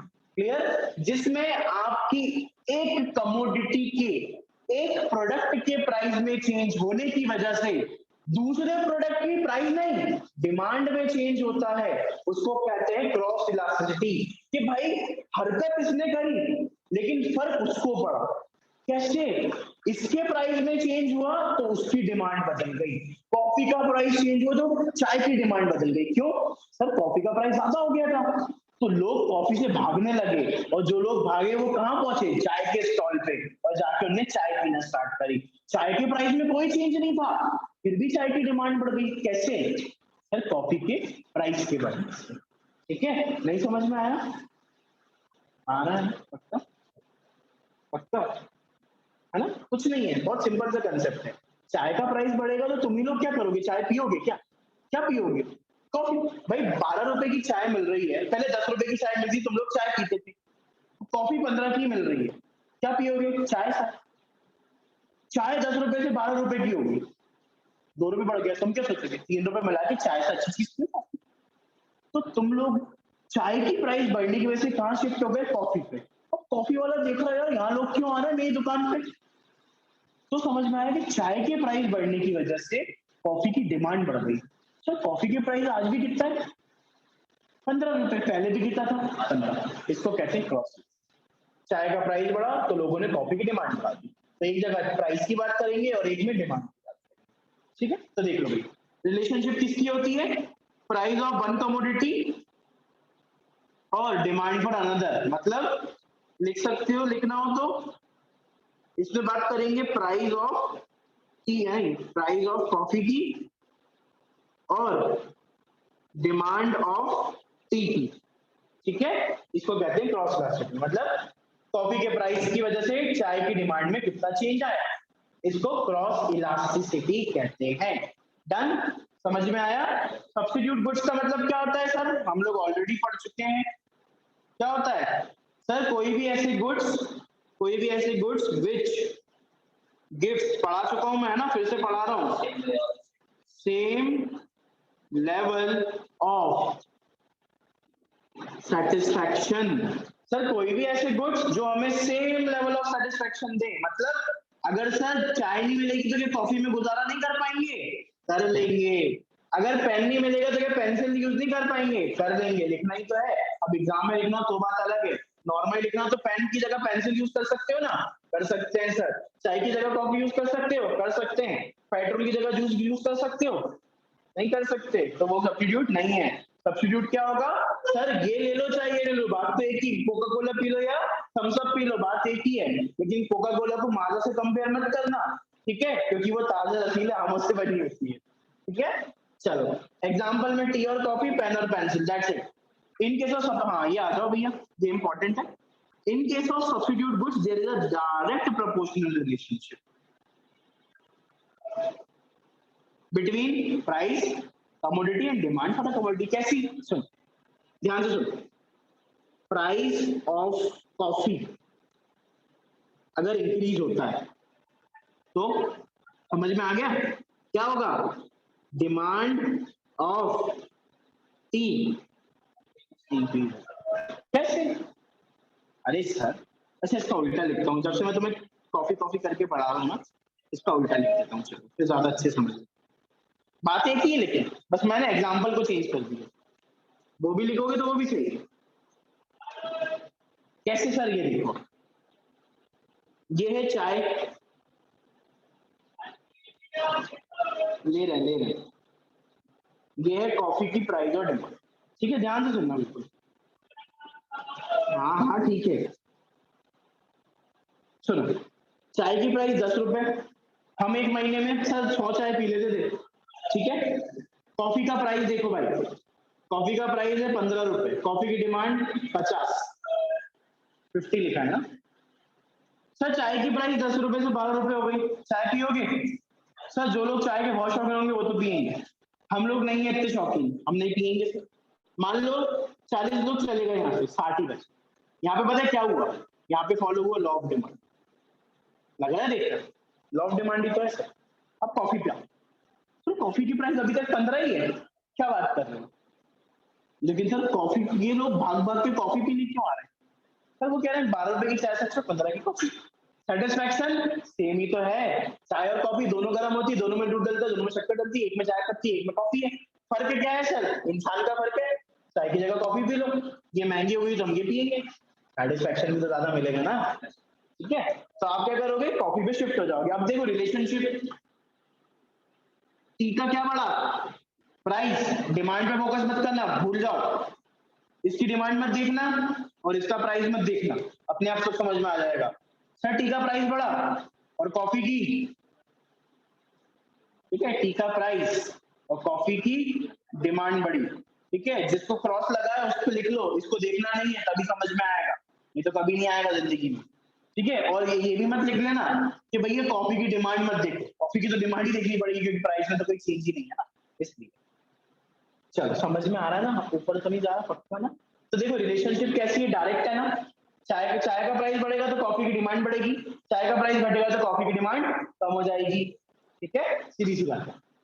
अब आ जाओ भैया कॉम्प्लीमेंट्री गुड्स, कुछ नहीं होता सर, कॉम्प्लीमेंट्री कुछ फालतू की चीज है। अच्छा चाय का ग्राफ देख लो एक बार, ये देख लो एक बार, अपन यही ग्राफ बना रहा हूं है ना मैं, एक जगह तुम्हें क्या लेना है देखो, डिमांड फॉर टी, इन लोगों ने उल्टा किया है, मतलब इन लोगों ने कॉफी की प्राइसेस बढ़ाई है, अपन ने उल्टा करा है, ठीक है। तो अपन लोग इनके हिसाब से कर लेंगे, यहाँ पे मैं चेंज कर रहा हूँ, यहाँ पे मैं लिख दिया टी और यहाँ पे मैंने लिख दिया कॉफी। अब हम लोग अपने अपन ने जो ग्राफ बनाया ना उसी को पढ़ रहे हैं, ये समझ। सर कॉफी का प्राइस देखो, नहीं सॉरी चाय का प्राइस देखो 10, सर ये 10 रुपए और 12 रुपए, अच्छे से लिखना है ना तुम लोग, 10 और 12। सर कॉफी की डिमांड देखो 50 और 90, ये ले लो, आ गया भाई, ये लो, बन गया ग्राफ, बन गया सर। कैसी रिलेशनशिप है? डायरेक्ट। कैसी? प्राइस बढ़ेगा तो एक का प्राइस बढ़ेगा तो दूसरे की डिमांड बढ़ेगी, एक का प्राइस घटेगा तो दूसरी डिमांड, ठीक है।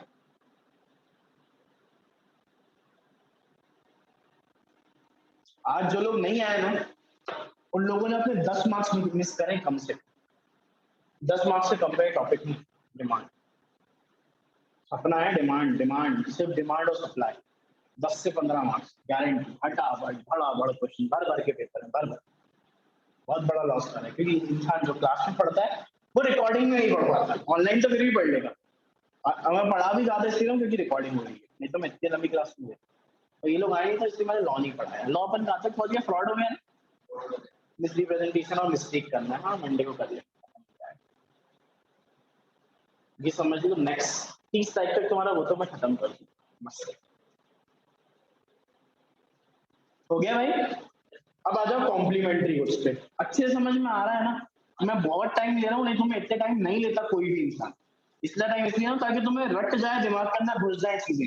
ग्राफ बनाओ तो एक बार में समझ में आ जाए, एग्जाम में नहीं समझ में आए तो ग्राफ बना के देखना, अज्यूम करना, रफ पेपर मिलेगा, सोचना कि ऐसा क्यों हो रहा है, समझ में आएगा, है ना। टाइम वेस्ट मत करना, जल्दी जल्दी करना, जो भी करो, बहुत टाइम है, जब तक तो आदत हो ही जाएगी। चलो अब आ जाओ कॉम्प्लीमेंट्री गुड्स। सर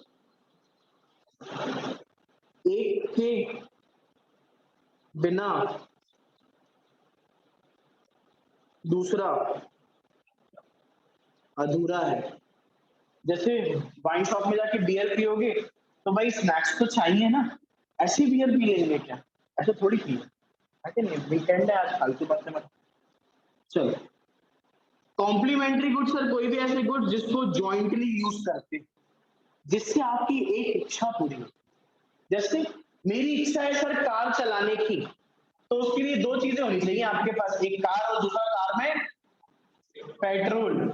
तो सर मेरी इच्छा थी सिर्फ कार चलाने की, भगवान ने कहा तेरी एक इच्छा है ना, चल एक काम कर, पहले ये दो चीज लेकर आ, एक तो कार लेकर आ और दूसरा पेट्रोल लेकर आ। क्यों?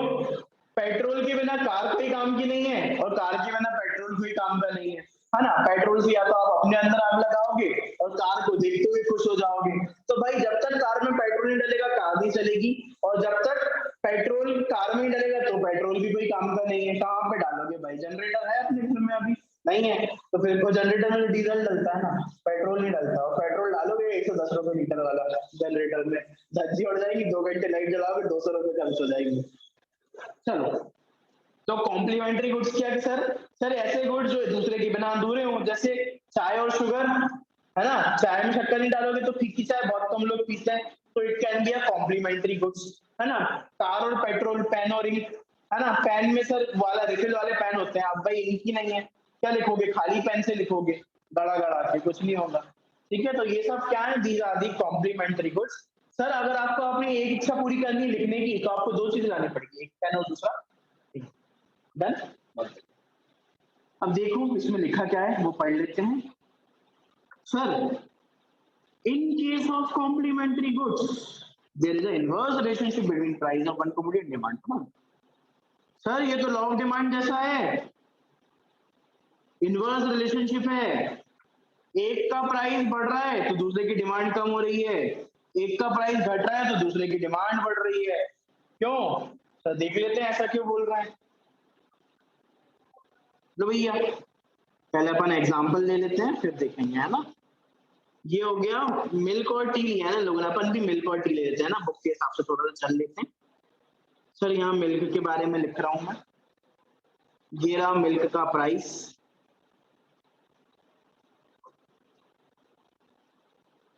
पहले था 10 रुपए, अब हो गया 15 रुपए, ठीक है। और ये हो गई मिल्क की डिमांड, पहले 100 और अब 60, ठीक है। दिख रहा है ना तुम लोगों को क्लियर? 60 और 15 अच्छे से लिखना है ना प्लीज। अब आ जाओ चाय की बात करते हैं थोड़ी सी। सर ये रही चाय की प्राइस और ये रही चाय की डिमांड। सर चाय की प्राइस पे लिख लो 50 रुपए की चाय,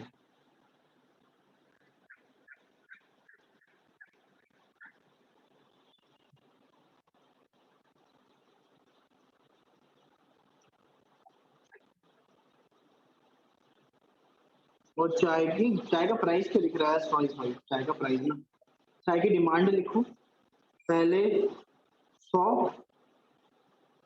और अब 50, ठीक है। अब समझो सर, मुझे है ना एक चाय को बनाने में, एक चाय बनाने में स्टारबक्स की एक चाय बनाने में मेरे खर्च होते थे 60 रुपए। क्यों? कैसे? सर मैं 10 रुपए का दूध खरीद के लाता था, 20 रुपए की शक्कर खरीद के लाता था और 30 रुपए लेबर को देता था, है ना। तो ये हो गया मेरी शक्कर का, सॉरी ये हो गया मेरा मिल्क का पैसा, ये हो गया मेरी शुगर का पैसा और ये लेबर का पैसा, इसको मिला के बनती 60 रुपए की चाय, और फिर मैं 60 रुपए की चाय पीता था, ठीक है। सर मिल्क हो गया 15 रुपए का, शक्कर तो 20 की है और लेबर भी 30 रुपए मांग रही है, मेरी 60 रुपए की चाय हो गई 65 रुपए की। अब सर मिल्क नहीं लूंगा तो चाय किसकी बनाऊंगा? पानी की, फिर तो वो ब्लैक टी हो जाएगी, मुझे तो सिर्फ टी पीना है। तो सर अब मुझे चाय की प्राइस भी बढ़े हुए नजर आ रहे हैं, तो अब मैं क्या करूंगा? अब यहाँ पे मैं चाय का कंजम्पशन कम कर दूंगा। क्यों? अरे सर चाय बनाने के लिए मुझे दूध तो खरीदना पड़ेगा, और अगर दूध महंगा हो गया तो चाय जो बन के निकल रही है ना वो भी महंगी हो जाएगी अपने आप। तो इट इज बेटर कि चाय पीना कम कर दो। सर सिर्फ दूध के प्राइस बढ़ने की वजह से मैंने चाय पीना कम कर दी, क्यों? क्योंकि सर दूध के प्राइस कहाँ अफेक्ट करेंगे? चाय के प्राइस में। तो इसलिए इट इज बेटर कि मैं चाय पीना थोड़ा कम कर दूं। तो यहाँ पे क्या होगा सर, मिल्क का प्राइस 10 रुपए था और 10 से 15 रुपए हो गया, तो चाय की डिमांड पहले 100 थी, सॉरी पहले 100 थी, और यहाँ पे 100 लिख रहे हैं 50, तो भाई 10 रुपए पे आपकी डिमांड जो है वो यहाँ पहुंच रही है और आपकी डिमांड यहाँ। ठीक है, कैसे रिलेशनशिप है देख लो, इनवर्स किसके बीच में? Price of one commodity and demand for another commodity के बीच में इनवर्स है। क्यों सर? अगर मिल्क का प्राइस बढ़ेगा तो चाय की डिमांड कम कर दूंगा, इतना अमीर थोड़ी हूँ जो इतनी महंगी चाय पीऊंगा, इसलिए चाय पीना ही बंद कर दूंगा या बहुत कम कंज्यूम करूंगा। ठीक है।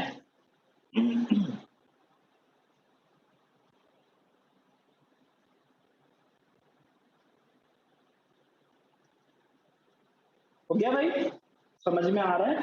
ठीक है, चलो अभी 5 मिनट से अपन लोग ये दो चीजें डिस्कस करते हैं। वैसे कुछ डिस्कस नहीं करना, अपन सब कुछ कर चुके हैं, ये भी कर चुके हैं। पता है कैसे ग्राफ बनाए? ऐसा ग्राफ बनाया आज तक? पढ़ाया मैंने ऐसा ग्राफ? नहीं पढ़ाया ना? पढ़ाया है? अबे लॉ ऑफ डिमांड है ये, कुछ नहीं पढ़ाया है। ये पढ़ाया है ऐसा ग्राफ का भी? ये अदर फैक्टर्स की ग्राफ है, कुछ नहीं पता मैं टॉपिक। बस 5 मिनट लूंगा, ये भी खत्म कर दूंगा, बस 5 मिनट वेट कर लो, आ रहा हूँ मैं बाहर से, तब तक तुम लोग पानी।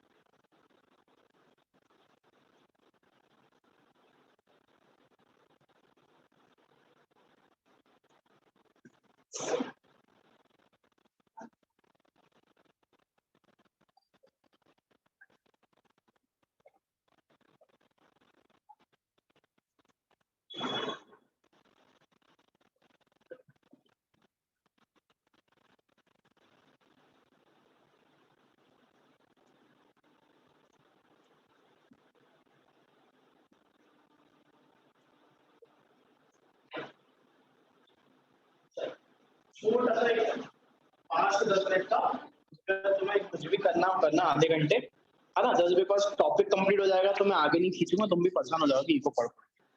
चल, दो चीजें और होती है सर अब जो हम लोग पढ़ रहे हैं, चेंजेस इन डिमांड। एक चार्ट बना लो, एक काम,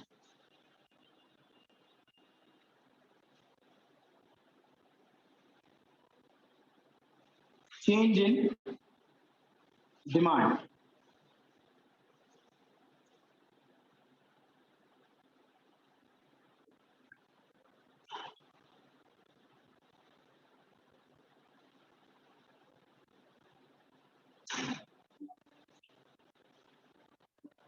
एक होता है इंक्रीज या फिर डिक्रीज इन डिमांड, और एक होता है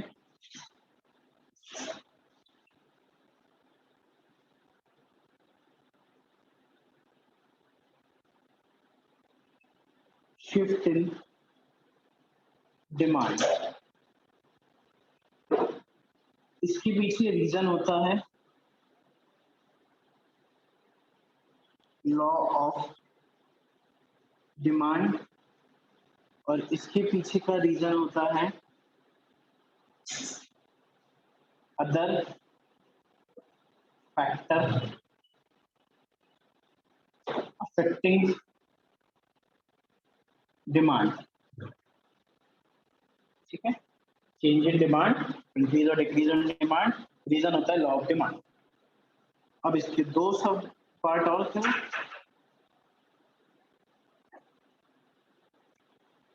एक होता है इसमें एक्सपेंशन इन डिमांड, और एक होता है contraction in demand. Expansion in demand कब होता है, इसका रीजन लिख लो। एक्सपेंशन इन डिमांड होता है डिक्रीज इन, ऐसे लिखो, due to decrease in price of given goods. और कॉन्ट्रैक्शन कब होता है,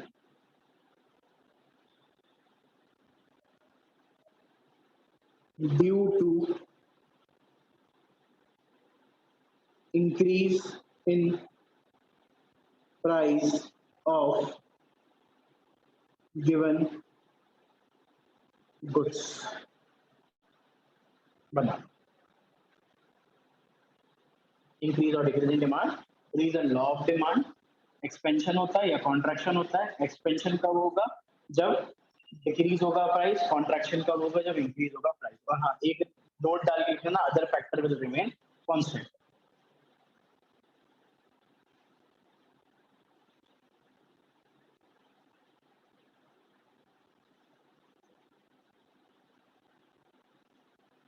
चलो अब आ जाओ इस,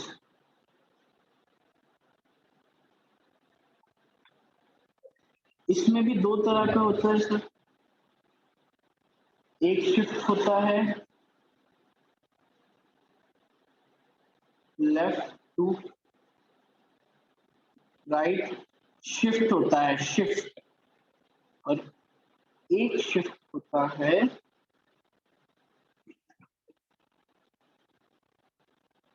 right to left shift.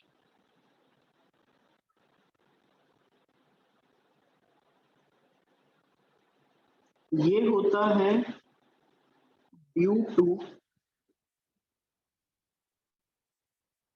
Change in other factor.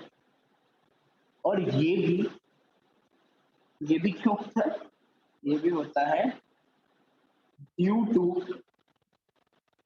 Change in other factors. Factor क्या होते हैं वो मैं पढ़ाऊंगा, है ना, सारे फैक्टर पढ़ाऊंगा, सारा समझाऊंगा, टेंशन मत लें। Note, price of the goods will remain constant। ये पढ़ लेना, कभी नहीं भूलोगे ये चीज, अच्छे से पढ़ना बस, और अच्छे से लिखना, नहीं तो किसी का कहीं कचरा मत करना, है ना। मैंने कर दिया कचरा क्योंकि मुझे नहीं पढ़ना, लेकिन तुम लोगों को पढ़ना है तो प्लीज थोड़ा अच्छे से पढ़ना। अब पता है समझने की जरूरत कुछ नहीं बची, सब कुछ समझ में आ गया होगा, कुछ बचा ही नहीं है समझ। एक्सपेंशन और कॉन्ट्रैक्शन क्या होता है, अब सिर्फ ग्राफ में देख के उसको ये डिनोट करना है कि एक्सपेंशन है और ये कॉन्ट्रैक्शन है, बाकी बात यही खत्म हो गई है। मतलब टॉपिक खत्म हो चुका, बस समझ लो। सर दो तरीके के चेंजेस आते हैं डिमांड में, या तो एक्सपेंशन और कॉन्ट्रैक्शन इन डिमांड होता है पहला, या फिर इंक्रीज और डिक्रीज इन डिमांड होता है। एक्सपेंशन और कॉन्ट्रैक्शन को अपन बोलते हैं एक और शब्दों में चेंज इन क्वांटिटी डिमांड, और इंक्रीज और डिक्रीज को बोलते हैं शिफ्ट इन डिमांड। ठीक है, अब आओ पहले एक्सपेंशन और कॉन्ट्रैक्शन क्या होता है। एक्सटेंशन समझते हो, एक्सटेंशन, एक्सटेंशन को चाहो तो एक्सपेंशन भी बोल सकते। एक्सटेंड हो रही है सर, कोई चीज एक्सटेंड हो रही है, खिंचाव आ रहा है, बढ़ रही है। कॉन्ट्रैक्शन कम हो रही है, कॉन्ट्रैक्ट हो रही है। ठीक है, तो एक्सपेंशन मतलब बढ़ना और कॉन्ट्रैक्शन मतलब घटना। बढ़ना मतलब सर किसका बढ़ना, डिमांड का। घटने में किसका घटना, डिमांड का। ठीक है, तो सर डिमांड का बढ़ना और डिमांड का घटना। अब देखो सर बहुत सिंपल सिनेरियो है, कुछ नहीं रखा इसमें। ये ग्राफ को अपन एक क्वेश्चन से समझते हैं। ये ले लिया मैंने प्राइस और ये ले ली डिमांड।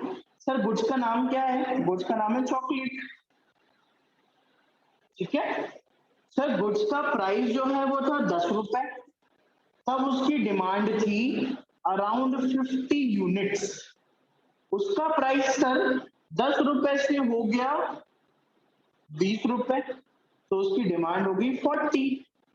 सर अगर प्राइस और बढ़ गया तो उसकी डिमांड हो गई 30। ठीक है, तो चलो एक एक करके पहले सिर्फ देखो जो मैं बोलूंगा उसको उठाएंगे। पहले अपन उठाएंगे सबसे अपना मेन वाला, कौन सा, बीच वाला। इसको उठा के रखो, प्लॉट करो। सर ये है मेरा 30, ये है 40 और ये है 50। डन। सर ये है मेरा 10, 20 और 30। पहले सिर्फ बात करो इसकी और भूल जाओ, इसके अलावा कुछ और नहीं था। ठीक है, अब मैंने कहा सुनो भाई, नीचे वाला देखो, सिर्फ नीचे वाला 30 वाला देखो। प्राइस के बढ़ने से डिमांड क्या हुई, प्राइस के बढ़ने से डिमांड कम हो गई सर। तो सर इसका ग्राफ कैसा बनेगा, इसका ग्राफ बोलेगा प्राइस देखो ये बढ़ गया और डिमांड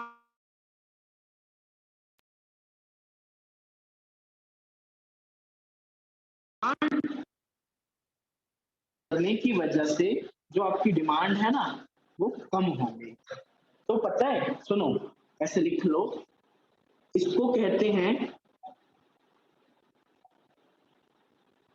कॉन्ट्रैक्शन इन डिमांड। क्यों, तो डिमांड कम हो गई इसलिए।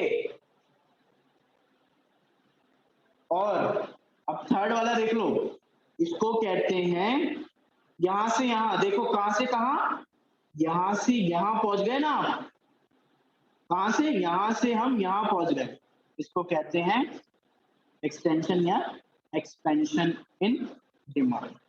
क्यों सर डिमांड बढ़ गई, क्यों बढ़ी, अरे प्राइस के कम होने की वजह से लॉ ऑफ डिमांड पड़ रहा है। लेकिन देखो एक बात सर, हमारा जो ये है ना कर्व, ये अभी तक एक ही कर्व बनाया है हमने, तो हमेशा याद रखना लॉ ऑफ डिमांड का कर्व हमेशा एक ही रहता है।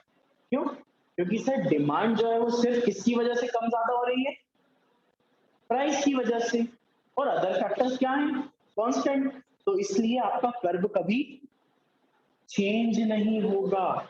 क्यों चेंज नहीं होगा, क्योंकि सर अगर फर्क पड़ेगा डिमांड में तो प्राइस की वजह से, डिमांड में एक्सपेंशन होगा, डिमांड बढ़ेगी तो प्राइस की वजह से, डिमांड घटेगी तो प्राइस की वजह से। तो आपको कोई दूसरा कर्व बनाने की जरूरत नहीं है, इसी रोड पे करना है जो करना है, इसी कर्व पे करना है जो करना है। अब आप अगर अलग अलग ग्राफ बनाना चाहते हो तो देखो भाई, एक्सपेंशन और कॉन्ट्रैक्शन का अलग ग्राफ बता देता हूं। एक जगह लिखोगे प्राइस, एक जगह डिमांड, यहाँ पे लिखो डिमांड और यहाँ पे ले लो प्राइस। ये लो पहले तो ये बनाओ, सबसे पहले ये है सर 100 और ये है 10 रुपए। डन, ये बन गया सर ग्राफ। देखो ये गई लाइन, ये बन गया ग्राफ, ये खत्म। अब आपको बनाना है काय का, एक्सपेंशन का। सर एक्सपेंशन का बनाना है तो प्राइस कम कर दो तो डिमांड बढ़ जाएगी। ये हो गई 100 से 150। ये देखो, इसको कहते हैं एक्सपेंशन। आपकी डिमांड यहाँ से यहाँ पहुंची, मान लो ये 1 था और ये 2, तो आप E1 से E2 पे आ गए। क्यों? सर डिमांड, प्राइस के घटने से डिमांड बढ़ गई। तो ये ग्राफ पता है काय का है, एक्सपेंशन इन डिमांड। और सेकंड वाला जो बनाऊंगा कॉन्ट्रैक्शन का, सुन लो। पहले मेन पॉइंट बनाओ 100 और 10, ये पहला है।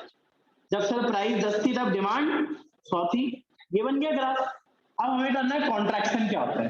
सर प्राइस बढ़ा दो ना, 15 कर दो। सर हो गई प्राइस 15, इसकी वजह से फर्क क्या पड़ेगा, डिमांड कम होकर 50 हो जाए। इसको कहेंगे कॉन्ट्रैक्शन। आया समझ? तो अलग बनाना चाहते तो अलग,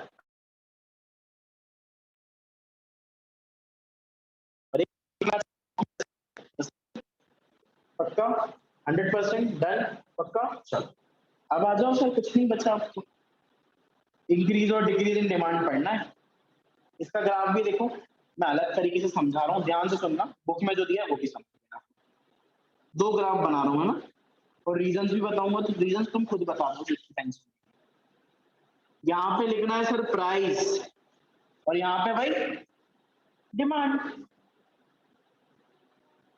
एक और ग्राफ बनाते हैं सर, यहाँ पे लिखेंगे सर डिमांड, और यहाँ पे लिखेंगे प्राइस। Done, deal done. अब देखो भाई, मान लो ये है अपना क्लोथ्स है, ठीक है, ये रही क्लोथ की प्राइसिंग और ये रहा उसकी डिमांड। सर क्लोथ पता है कितने रुपए का, 500 रुपीज का, और उसकी डिमांड पता है कितनी हो रही है, 100 यूनिट्स। ठीक है सर, बना दो ग्राफ, बना दो। सर ये यहाँ पे लिखो प्राइस में 500 रुपए और यहाँ पे डिमांड में लिखो 100 रुपए, लिख दिए सर। ये बन गया उसका ग्राफ, बन गया, सही बना है, सही बना। सर प्राइस पता है कितनी है आज, 500 ही, लेकिन सर डिमांड इंक्रीज हो गई, 150 पहुंच गई। कैसे? प्राइस के बढ़ने से, प्राइस के कम होने से नहीं, किसकी वजह से? नहीं भाई, मैं क्या बोल रहा हूँ, सर प्राइस तो वही है, डिमांड बढ़ गई है, किसकी वजह से, प्राइस की वजह से। फिर किसकी वजह से बढ़ेगी अगर प्राइस की वजह से नहीं बढ़ रही तो? अदर फैक्टर्स की वजह से। अदर फैक्टर्स में क्या सिर्फ इनकम आएगी? बहुत सारे फैक्टर्स हैं, सब आएंगे। तो सर प्राइस तो अभी भी 500 ही है, ये लाइन मुझे सीधी खींचनी पड़ेगी मजबूरन, और यहाँ पे बोलूंगा डिमांड होगी 150, तो ये बन गए एक और कर्व। अब कोई मुझसे पूछेगा आपकी डिमांड उठकर यहां से यहां चली गई और आपने 2-2 कर्व बना लिए, मैं बोलूंगा यार मेरी डिमांड शिफ्ट हो गई। बोलिए क्यों? प्राइस में चेंज आया था इसलिए। प्राइस में तो कोई चेंज ही नहीं आया, प्राइस में चेंज आता तो मैं तो लॉ ऑफ डिमांड को फॉलो करता ना। चेंज आया है अदर फैक्टर्स में। ये अदर फैक्टर्स क्या होते हैं? अरे डिटर्मिनेंट्स में अपन ने फर्स्ट पॉइंट को छोड़ के जितने भी पॉइंट्स पढ़े वो सब कहाँ आते हैं? अदर फैक्टर्स में। सर समझाओ, अच्छे से समझाओ। सर अगर इंसान की इनकम अगर बढ़ेगी तो डिमांड भी बढ़ेगी, पढ़ाया है ना ये चीज। अगर सब्स्टिट्यूट गुड्स का प्राइस बढ़ेगा, अगर सब्स्टिट्यूट का प्राइस बढ़ेगा तो दूसरे गुड्स की डिमांड, उसके सब्स्टिट्यूट की डिमांड बढ़ेगी, ठीक है। इसके अलावा सर जो चीज टेस्ट में होगी, जो चीज टेस्ट में होगी उसकी डिमांड बढ़ेगी। सर अगर बारिश का सीजन आ गया, बारिश का अगर सीजन आ गया तो उसकी डिमांड, अम्ब्रेला की डिमांड बढ़ेगी, प्राइस में कोई चेंज नहीं होगा, डिमांड बढ़ेगी। तो ये सब है रीजंस काय के, शिफ्ट इन डिमांड के। कौन सा शिफ्ट हुआ है अभी, राइट की लेफ्ट? राइट वर्ड शिफ्ट हुआ है। राइट वर्ड शिफ्ट क्यों हुआ है? ये है रीजंस। मैंने क्या बोले थे ऊपर, मैं तुम यहाँ लिखवाया था, मैंने कहा था भाई ड्यू टू अदर फैक्टर्स, मैंने रीजंस नहीं लिखे थे। क्यों नहीं लिखे थे? क्योंकि सर रीजंस मैं यहाँ समझाने, ठीक है। तो सर इसको क्या बोलते हैं, शिफ्ट इन डिमांड। कैसा शिफ्ट हुआ है ये? राइट वर्ड शिफ्ट हुआ। ठीक है। अब लेफ्ट वर्ड कैसे होता है ये तुम लोग समझ चुके हो, देख लो फिर भी। सर वही क्लोथ का मैं एक एग्जांपल फिर से लेता हूँ ऊपर तरफ। ये हो गया मेरा प्राइस, पहले भी 500, आज भी 500। सर ये डिमांड देखो 100 थी पहले, अब 50 हो गई। 50% से, सॉरी 50 क्वांटिटी कम हो गई मेरे कपड़ों की, प्राइस में कोई चेंज नहीं आया, क्यों? अरे सर वही अदर फैक्टर्स। ग्राफ कैसे बनाओगे, पहले ऊपर वाला बनाओ सिर्फ, 500 रुपए प्राइस और डिमांड 100, ये बन गया सर ग्राफ, खत्म बात। सर प्राइस तो अभी भी 500 ही है, आपको प्राइस की लाइन को चेंज नहीं करना, क्योंकि प्राइस क्या होता है, कांस्टेंट होता है कांस्टेंट। डिमांड हो गई भाई 50, ये लो सर, ये बन गया ग्राफ। अब कहां शिफ्ट हो रहा है, लेफ्टवर्ड। सर क्यों, शायद इंसान की इनकम कम हो गई होगी, सब्स्टिट्यूट का प्राइस कम हो गया तो लोग कॉफी पीने की जगह चाय पीने चले गए कि चलो चाय पियेंगे, 10 से 8 रुपए की होगी। ये चीज टेस्ट से खत्म हो गई है। धोती कुर्ता कोई पहनेगा अगर कितना भी सस्ता दोगे, नहीं पहनेंगे सर सीजन ही नहीं रहा, सीजन ही नहीं रहा तो क्या आपके अम्ब्रेला बिकेंगे, नहीं बिकेंगे। अम्ब्रेला का प्राइस कल भी 500 था, आज भी 500, प्राइस डिमांड कम क्यों हो गई, सर सीजन चला गया इसलिए। तो सीजन में चेंज हो गया, टेस्ट में चेंज हो गया, तो डिमांड कम हो जाती है, लेफ्टवर्ड शिफ्ट हो जाती है। ठीक है, अब देखो फर्क क्या है ऊपर में और नीचे में। ऊपर आपका ग्राफ में कर्व एक ही है और नीचे आपके ग्राफ में कर्व एक से ज्यादा है, क्यों? क्योंकि सर डिमांड में चेंज अदर फैक्टर की वजह से आ रहा है, इसलिए। अगर डिमांड में चेंज प्राइस की वजह से आता ना तो कर्व हमेशा एक रहता, क्यों? क्योंकि सर सिर्फ प्राइस की वजह से चेंज आ रहा है। और यहाँ पे आप परेशान हो जाओगे पता लगाते लगाते कि चेंज आया तो आया किसकी वजह से, क्योंकि कांस्टेंट क्या है, नीचे कांस्टेंट क्या है, सिर्फ प्राइस है। ये सारे फैक्टर्स कांस्टेंट नहीं, ये तो एक साथ चल सकते हैं ना, इनकम भी बढ़ रही है, टेस्ट भी है, सीजन भी है। अब पता लगा लो डिमांड कैसे, अम्ब्रेला की डिमांड क्यों बढ़ रही है, लोग कह रहे हैं अरे इंसानों की इनकम बढ़ रही है, नहीं नहीं मौसम हो गया।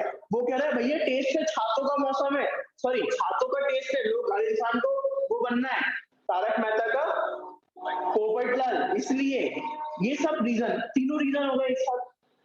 तो यहाँ पे कांस्टेंट एक सिर्फ प्राइस होता है, ठीक है।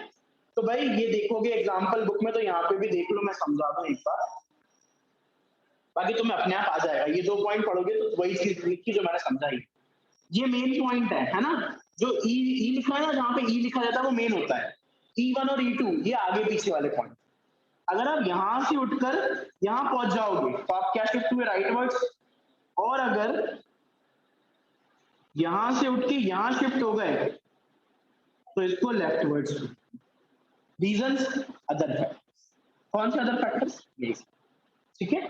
यही ग्राफ है, बस इन जो ग्राफ में अलग अलग बनाए इन्होंने एक बना दिया, अपन भी एक बना दिया। ये लो सर, ये 100, ये 50 और ये 150, ये बन गए 3 डंडे, यहाँ चले जाओ यहाँ चले जाओ, डन। ऐसा है, तो ये कुछ नहीं, यही चीज, ठीक है। एक बार अच्छे से इसको कवर अप कर लेना, ठीक है। इंक्रीज और डिक्रीज इन डिमांड भी इनको कहा जाता है, या फिर शिफ्ट इन डिमांड भी इनको कहा, ओके। चलो, right now I am going to end the class and we have finally completed demand, okay। तो 3 क्लासेस लगेंगी, मतलब next week we will complete demand completely, जिसमें आप इलास्टिसिटी, डिमांड तो खत्म हो गया, अब इलास्टिसिटी पढ़ना अगले हफ्ते तक, वो भी खत्म हो जाएगा 3 क्लासेस में, बहुत ज्यादा बड़ा है नहीं, ठीक है। जैसे ये है खत्म हो जाएगा, तो डिमांड अपन लोग कब तक खत्म कर लेंगे, लास्ट वीक तक। फिर अपन लोग स्टार्ट करेंगे सप्लाई, ओके। तो सप्लाई भी प्रोबेबिलिटी मेरे हिसाब से सप्लाई भी जल्द से जल्द हो जाएगा, है ना। साइंटिफिकली देखो डिमांड हो गया ना, अब सप्लाई में मैं अपना टाइम वेस्ट नहीं करूंगा, क्यों नहीं करूंगा, क्योंकि मैं तुम्हें कंसेप्ट समझा चुका हूँ, अब रिलेशन समझना है ना। Thank you so much. क्या होगा ना, सप्लाई में तुम लोग